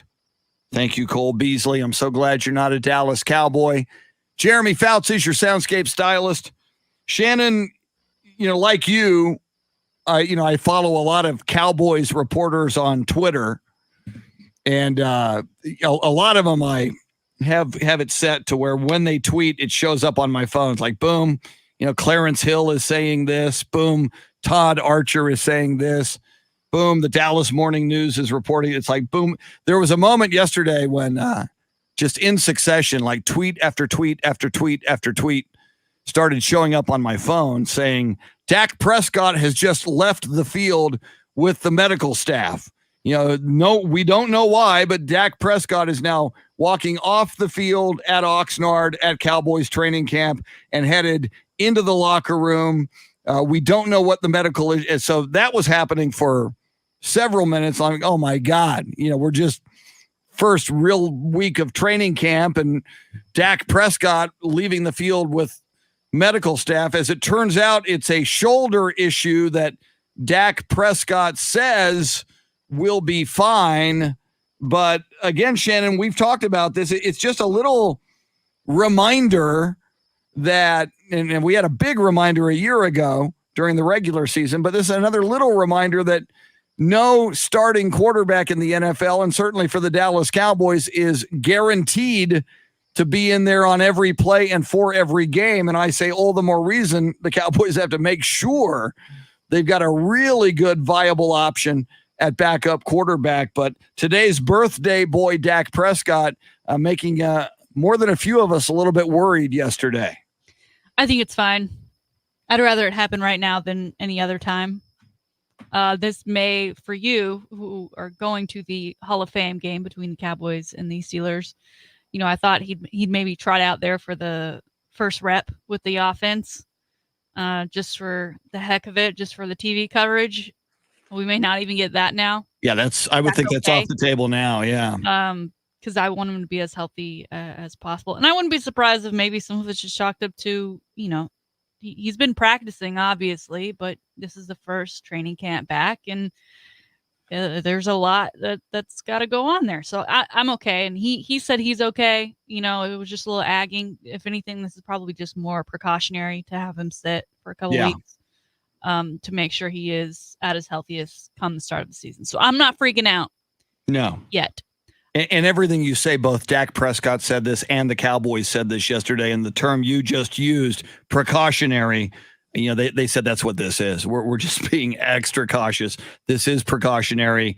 It's not a major injury, just some shoulder soreness as he was throwing the football. You think about it on a certain level, training camp, and for a guy like Dak Prescott who's been out for a while, and I know there's spring workouts and OTA, and for these incredibly elite athletes, training goes on year round. But, there's probably going to be some shoulder and arm soreness if you're at quarterback throwing more frequently every day than you have during the offseason. So on a certain level, I think some of this is to be expected.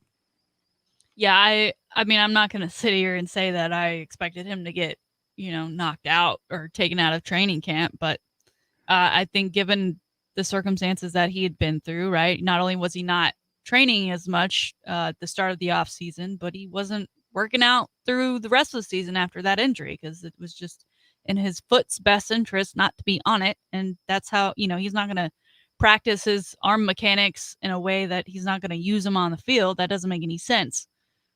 So again, it's okay. It's a precautionary. And then I think it works kind of in the benefit, because as you said, we don't really know our backup situation.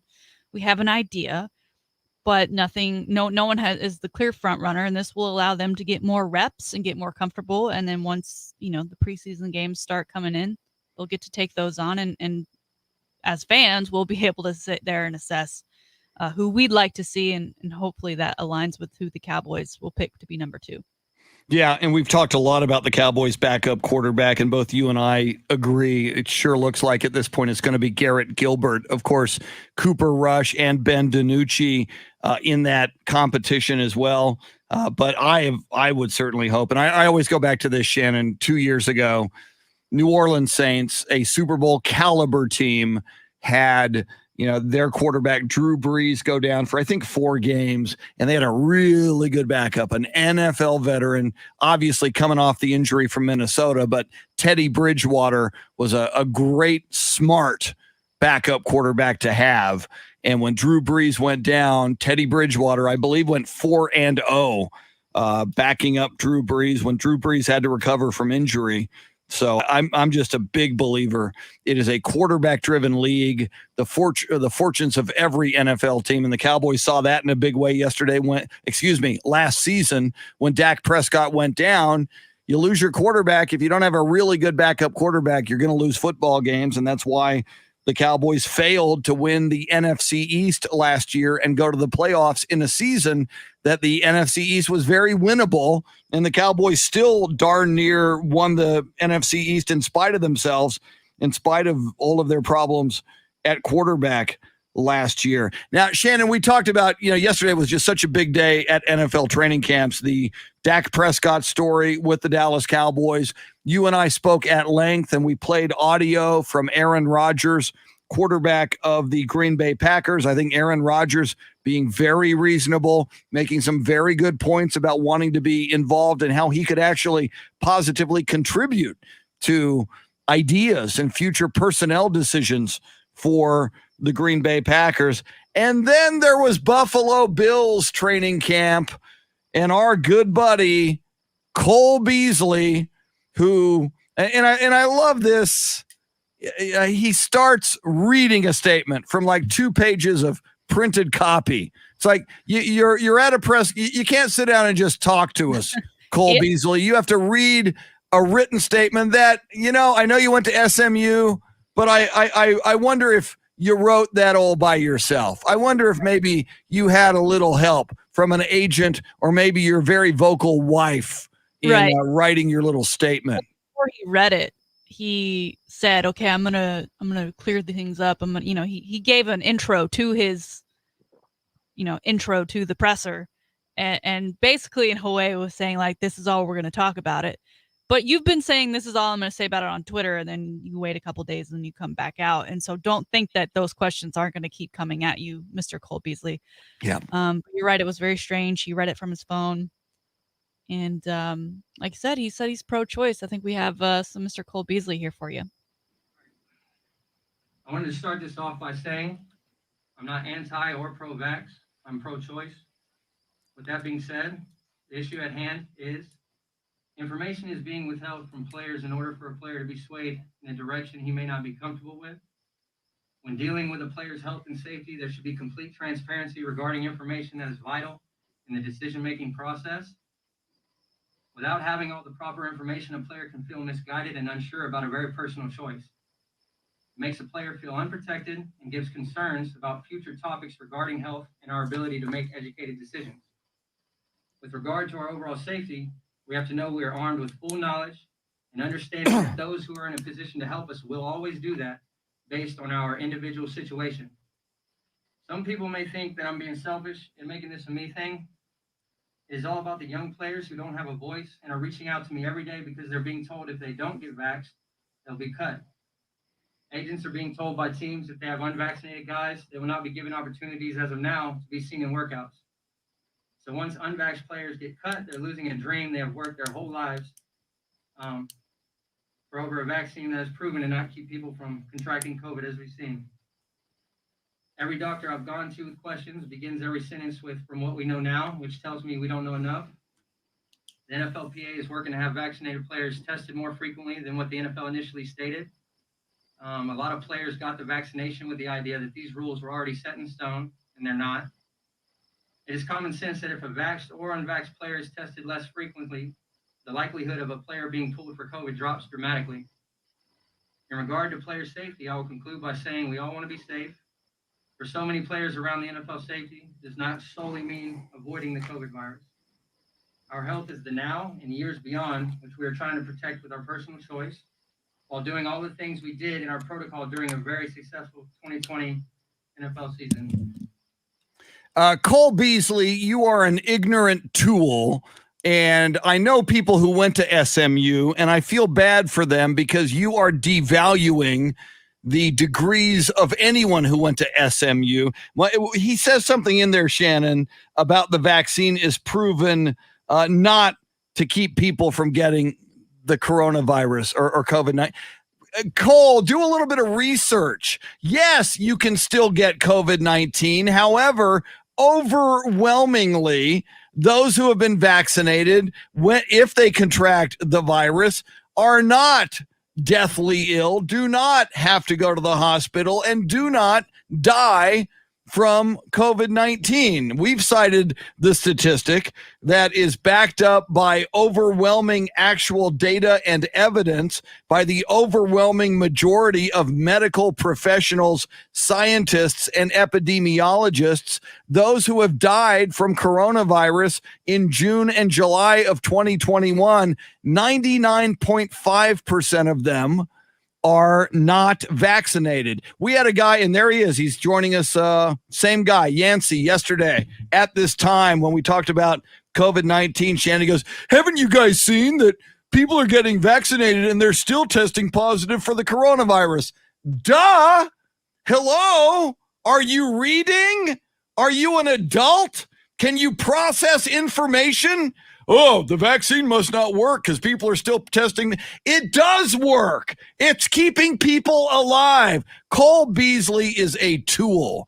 Cole Beasley is an idiot. And I hope Cole Beasley realizes, I'm doing this for the young players who, if they, they're worried if they don't get vaccinated, they might lose their chance. Then get vaccinated. You want a career in the National Football League? They're your employer. If they're stipulating you get vaccinated, then get vaccinated. It drives me absolutely crazy, Shannon, how people like Cole Beasley will take a portion of the facts, it's like, yes, people getting vaccinated, some of them are testing positive for the coronavirus. Therefore, SMU graduate Cole Beasley says, see, the vaccine must not be working well because some people are still testing positive. Do some research, Cole Beasley. Well, you mentioned, that if the NFL requires a vaccination, like there are employers now that are just, they're over it. They're like, all right, get vaccinated or don't work here. And I think we're going to start seeing that more and more, especially as these cases rise. And my favorite part, or the part that like really irks me, was when he said, I've done my research and I've gone to doctors, and everyone starts off with saying, well, what we know so far. That's for everything. Yes. I mean, talk about cancer. Like, we are always in the process of like trying to find ways to defeat cancer, right? In all of its variations. And people go and they get the chemo and they do all of the things they need. And that stuff is hard. That is way harder than getting a vaccine. But they know that can prolong their life and possibly rid them of the cancer that they have. It may come back because those cells are in their body, but it could prolong their life. And I don't see anyone saying, well, since we don't have an absolute cure for cancer, I guess I'll just let it take me out whenever. Like, no! What are you doing? What are you? That makes zero sense to me, what we know so far. Like, we will continue for the rest of our days to learn about COVID and any new variations and new virus. Like, what world are you living in where we're not trying to make advances and learn more and more every day in any aspect of life? You just graduated from SMU and you were like, I'm done. Other people must be done too, right? We all got our college degrees. We're done learning. We're done expanding our mind. We're done expanding our range. No, sir. No, sir. He's I love people want him gone. I want him gone. People want him gone. I just want him to shut up. Yeah. I do my best. I don't wish any ill will on Cole Beasley. I think he is very misguided. I believe he's a little bit of an egomaniac. However, if Cole Beasley's career ends with the Buffalo Bills, if the NFL and the Buffalo Bills ever decide to take a hard line, like you just mentioned, Shannon, a number of employers are saying, you want to work for this company? This is America. You can go work at a lot of places in America and earn a living. But if you want to work for this company, you need to be vaccinated, because we believe in science and medicine, and we're looking at the data, and we're looking at all the data. And apparently, if you get a vaccine, your chances of living and your chances of not spreading the virus to other people are dramatically altered. Can people who get the vaccine spread the virus to other people? Yes. Yes, they can. But research shows that if you're vaccinated, the chance of that goes down dramatically. Cole Beasley's argument, like the vaccine has not proven to stop the transmission of the coronavirus from person to person. That's like saying, Shannon, I refuse to wear seatbelts. I am not going to allow the government to tell me to wear seatbelts, because I see there are car crashes that occur and people are wearing seatbelts, and there are people who are dying in car crashes who are wearing seatbelts. Therefore, seatbelts cannot prevent death. I'm Cole Beasley, and I say no to seatbelts. And because I'm protecting the younger players who, like me, want to drive freely without a seatbelt, without having big government and a league tell us we need to wear seatbelts. Yeah. People can die wearing seatbelts. Yeah. I've seen it. I'm Cole Beasley, and that's my stance. It's almost like the Reggie Bush logic of, well, the rules were different back in the day. We didn't have my Heisman. I have an update for you here, sir. As we know, Cole Beasley is a rapper in air quotes, and he released a new song last night. Oh my god. And with it, I'm not sure if this is the statement or the lyrics. The song is explicit, so we won't play it, but it says, I am not like you. The song is called Heavy Ones. Let me just read you whatever the statement and or lyrics are. All right. Rapper Cole Beasley, by the way. What the majority of the world fails to understand is I am not like you, all caps. I don't have this constant thirst for acceptance. I don't need your approval. I'll get in where I fit in rather than fitting in. T.O. get in. Tell me to shut my mouth or how to live my life. I'll say no. If you want to endorse me, then do that. I'm not going to pretend for marketability. It's me or nothing. I'm convinced damn near everyone has, I don't know what DID stands for, but okay. I know who I am to you. With that being said, I'm going to talk my bleep. With respect for my teammates, this is my last tweet until the season ends. Okay. If you have, and he tweeted after this, by the way. So of course he did. That's not true. Make my day, Cole Beasley. Stop tweeting till the season ends. If you have any complaints, then leave a damn message at the tone and I'll get back to you never. To all the ones who support living freely as they choose, to all the ones without a care of what life people try to choose for you, I bleep with you always, no matter how different you are. I'll respect it because it is you. Let's go win the Super Bowl, boys. Wow. Rapper Cole Beasley.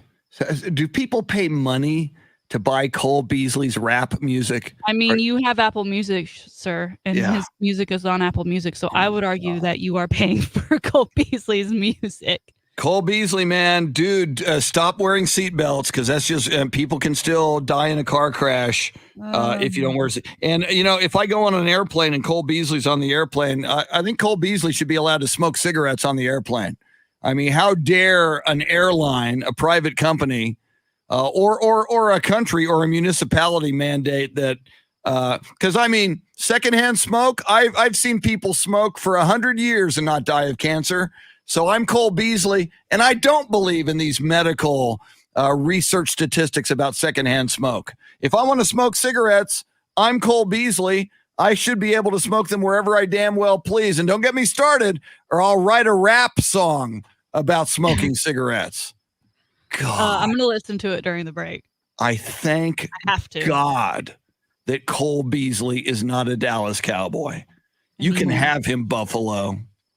Anymore. Well, we can wipe his records from the history books, right? Yeah. We can. And Reggie Bush. This will be my final tweet. I will not tweet again An until hour later. Yeah. The link to the song. Cole Beasley, you're a narcissist, and you can't get you. This is the most relevant you've ever been. You are relevant among the morons. Morons love you, Cole Beasley, because they can point to you. Well, Cole Beasley says, the vaccine is not, people are still getting the virus. God. All right. Quick break. We got to talk in. Okay. Shannon will listen to the Cole Beasley hot off the presses rap song and diss track. Yes. It's a diss track against any people who believe in science or medicine. How dare you people? Cole Beasley is SMU educated. Cole Beasley's going to smoke cigarettes and drive without a seatbelt at the same time. And but I didn't even talk about how he wears his mask. He wore the mask during the entire press conference. The mask was 1 inch under his nose. Earlier, he wasn't even wearing a mask, touching all over his teammate. So, I mean, that's like a big blank you to anybody who believes that a mask can help.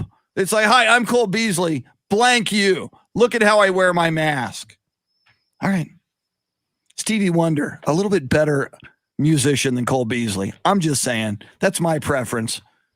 Stevie Wonder from Songs in the Key of Life. Cole Beasley from Songs in the Key of Crap. Coming up, we'll talk some NBA draft as well. Spurs with the number 12 pick in the NBA draft. Cole Beasley. Dirtbag. Quick break. She's Shannon Salty Sweeney. He's Jeremy Foucher, soundscape stylist. I'm Chris. Till 9, it's the Chris Duel Show.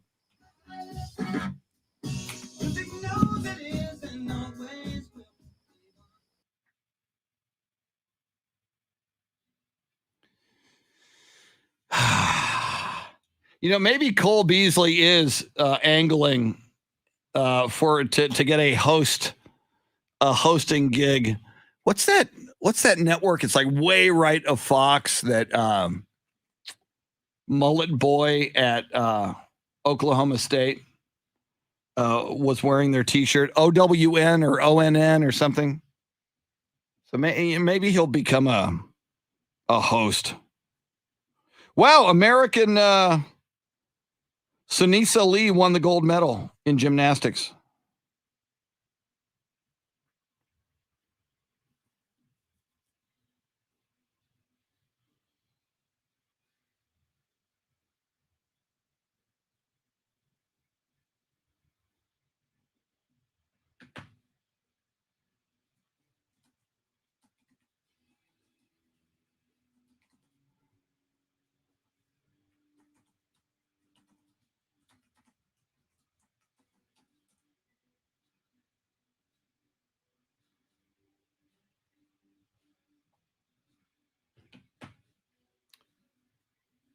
Yeah, there is Newsmax, John. There's another one. It's like ONN or O. It's not OWN. That's Oprah's. OAN. It's OAN. Yeah, so Cole Beasley, after his football career, can probably have his own show. He'll become the Sean Hannity of OAN. One America News Network. Yeah, Mike Gundy was last year seen wearing an OAN T-shirt, and some of his players of color, because of some of the ideas being espoused by the OAN network, said, "Really, Mike? Really, Coach? Is that a good idea?" Woo!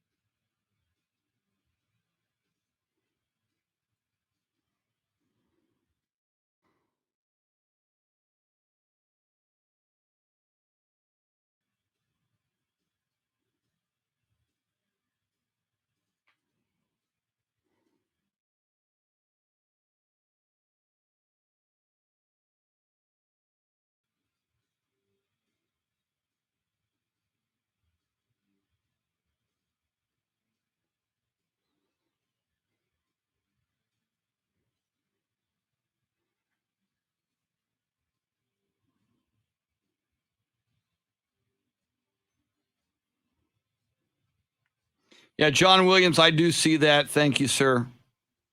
Sunisa Lee winning women's gold.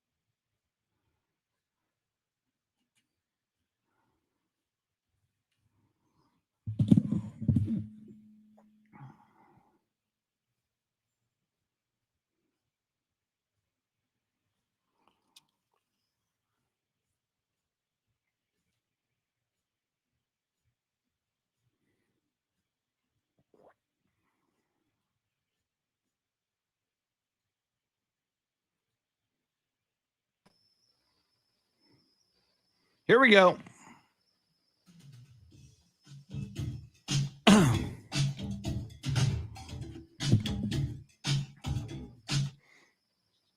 Is this the new Cole Beasley rap song? It's got kind of a nice groove to it.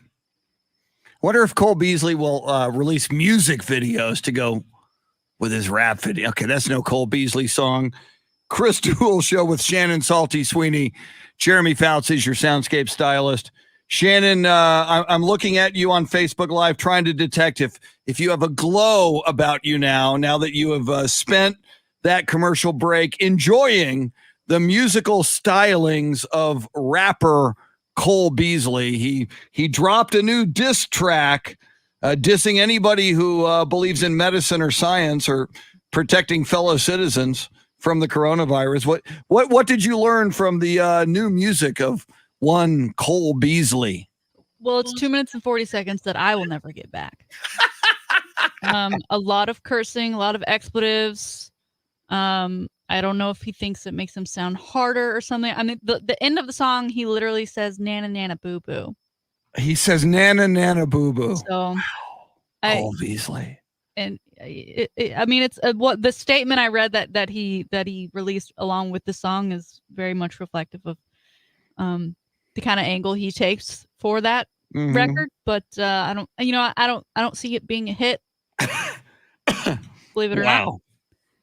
And I wonder, like, the thing I think about is when did he make this? Did he just run home after his presser? Has he had this and he just waited for that presser? Because he does that presser and then he goes and releases this? What? Wow. What was the point? I don't know. I mean, you're asking for logic in the way Cole Beasley approaches anything, including life. So, my goodness gracious. All right. let's see. Oh, you did mention, and I know we talked about it off the air, Shannon. Michael Thomas, wide receiver for the New Orleans Saints.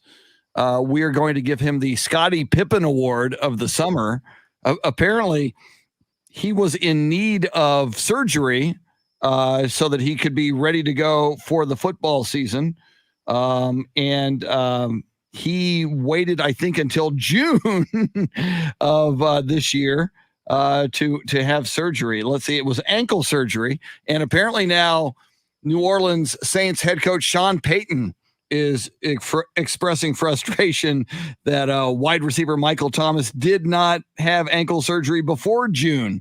He could have had it in May or in April or in March or in February, but he waited until June. Famously, in The Last Dance, it documented Scottie Pippen of the Chicago Bulls back in the Michael Jordan era, waiting throughout an off season until pretty much the season started to have a necessary surgery that kept him out of action for months and months and months. So, way to go, Michael Thomas. The idea was he was hurt and he could have had surgery, but medical people and he himself were like, this can be healed naturally. So, if you do all the right things, you'll be good. And then he showed up to OTAs in June and it wasn't quite right. So that's when medical was like, hey, go get this taken care of. So that's what Peyton thought was going to be happening. And then he's still not taken care of. And here we are, training camp, preseason's about to get underway. Like, what happened to June? What have you been doing in June? Yeah. And okay, it didn't work, but that makes me question what you were doing in those other months. No, we said you didn't have to get surgery. You were going to let it heal. But were you letting it heal? Or were you partaking in other extracurricular vacation-like activities that were detrimental to the healing that you needed to get done? So I very much agree. Scottie Pippen Award. I thought it was fantastic when you sent me and you said that would be the award he would get, because that's a great. Because we get those all the time, right? I mean, it's like the Antonio Brown foot thing. Like, what? Something stupid that just, poor decisions. Now, and you think about the New Orleans Saints, and Michael Thomas is a great wide receiver. Yeah, we needed. Yes. So you lose Drew Brees, who's an elite franchise quarterback. So, now, of course, we've talked about it. It's going to be a big, big story in New Orleans this year.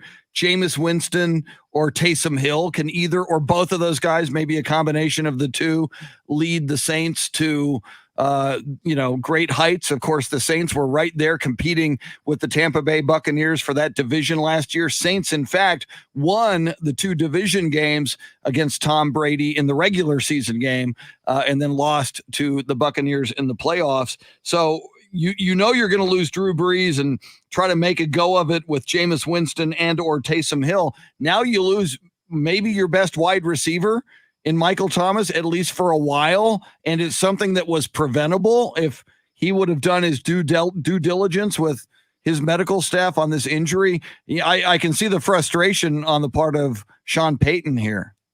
Yeah, the fact that this was completely avoidable and they allowed you the time to let it heal naturally, and upon the agreement that if it wasn't ready, that the surgery would be done, and for whatever reason it wasn't. And you have to kind of wonder too, like medical staff, why they didn't, because don't they usually, for the teams, like they cover all of those surgeries and stuff. So wouldn't they be part in scheduling something like that? Yes. Wouldn't they have tried to stay on top of that a little bit more? Or I guess because he's a seasoned vet and just a great guy. I mean, 2019 Offensive Player of the Year, that he would take responsibility and get that handled. And for whatever reason, he just didn't. And he's put them in a bigger hole than they're already in going to the season with a new quarterback. And we do, Shannon, have you mentioned this earlier, and just to update it, we've got some breaking Olympics news. Sunisa Lee has won the gold medal for the United States in women's gymnastics in the individual all-around gymnastics final. So, it's interesting. So many people are freaking out about Simone Biles, and obviously that's a big, big story. But Sunisa Lee of Team USA winning the gold. She's 18 years old. She's the 5th American woman in a row to win this event. That's pretty darn amazing. And, kudos to Sunisa Lee for everybody who maybe wanted to criticize Simone Biles. How about you now celebrate this gold medal by Sunisa Lee? Yeah, there's the gold medal you all were so worried you wouldn't get. There's your gold medal that you earned and you deserve and you worked your entire life. Congratulations, all you haters. Hopefully Michael Rappaport will drop a TikTok video congratulating all of those people on Sunisa Lee's gold medal. That means so much to them. So that's very, very cool. Tonight, Shannon, of course, the NBA draft. And somebody even asked me on Facebook Live, and I brought it up. The Spurs, of course, at the number 12 pick tonight, should be interesting to see what they do. 12 is a darn good position to be in. So I went looking through the first round and the second round for when the Mavericks pick. The Mavericks did have the number 21 pick in the draft, but that goes to the New York Knicks. And in the second round, Dallas had the number 53 pick. That goes to the New Orleans Pelicans. Unless I'm reading wrong, Shannon, I don't see any Dallas Mavericks picks in tonight's NBA draft. I do not know. I can't confirm that, and I do not care. For as You little as do I not care, care? for as little as I care about the NFL draft, How the dare you. NBA draft has just fallen. I mean, that I think I stepped on it a few times on my way in this morning, and I didn't bother to pick it up. Listen, it's not entertaining television for one. Two, you mentioned like where we are in the draft, which is nowhere. So we're not going to get an immediate guy, right? And you think of the last major draft for the Mavericks being Luka, but wait, it wasn't really Luka. It was Trae Young, and they traded, and it ended up working out beautifully for both parties. But I think that just shows like, okay, does the draft really, what does it really mean in the grand scheme of things? And then, it's part of our poll question today, which we were asking, which sports programming are you most likely to watch tonight? 34% saying the NBA draft, 40% saying the Olympics, 4% saying Major League Baseball, and 20% saying other. I myself am going to be watching the U.S. men play in Austin against Qatar for the CONCACAF semifinal, and I'm still looking for tickets because I would like to go. Somebody hook Shannon Salty Sweeney up with tickets. And a lot of people on Twitter, by the way, did say, hey, why didn't you guys list Gold Cup, Q2 Stadium, USA? And it's interesting, as you say, Qatar, it's for years and years and years, I pronounced it as Qatar, and like right Qatar? around some people, they now call it Qatar. Ever since like the Gulf War now, Qatar is now Qatar. How do you get Qatar out of Qatar? I don't know. It's Qatar. Maybe it's to me. the people that pronounce it caramel. Yeah, Qatar. It's caramel. I think Cole Beasley pronounced Qatar Qatar. I think he pronounces it Qatar. So yeah, if someone has tickets, and by the way, they're not cheap. Well, but come on, if you've got like 4 people going and one drops out, and you find that out like now, get a hold of Shannon, bring Shannon, and you can enjoy the soccer match with Shannon. I'll provide commentary with words you can't say on the radio. Exactly. That's me in a nutshell at sporting events. And you'll star in her social media, including TikTok. Yes. So back to the NBA draft just for a moment, and you brought him up with Bill Schoening yesterday as we talked NBA draft. Cade Cunningham, roundly expected, almost certainly expected to go number 1 to the Detroit Pistons. He's a 19-year-old, a one and done out of Oklahoma State. And I'm looking, Shannon, at The Athletic and their mock draft. And again, Bill Schoening told us yesterday, he looked at 6 mock drafts, and there were 6 different ideas of who the Spurs were going to take. So take this with a grain of salt. But The Athletic in their mock draft have the Spurs at number 12, taking 6'9" wingman out of Virginia, a 21-year-old junior, which sounds like the Spurs to me, Trey Murphy. The Spurs wanting to go maybe with a more mature player than an 18 or 19-year-old one and done. I could see that.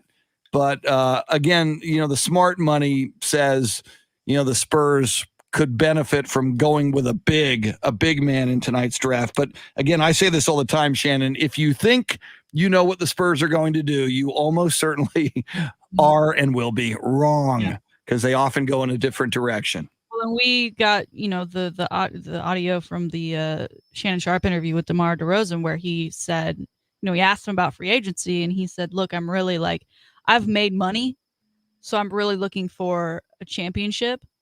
I think he'll get good money no matter what, but that's still very much a question up in the air for the Spurs. And I think they also have to consider if he doesn't stick around, if they don't have the ability to keep him, who's going to be that guy as well. Yeah. So a lot to consider there, and looking forward to see who they end up with. I'd love if they got a Longhorn.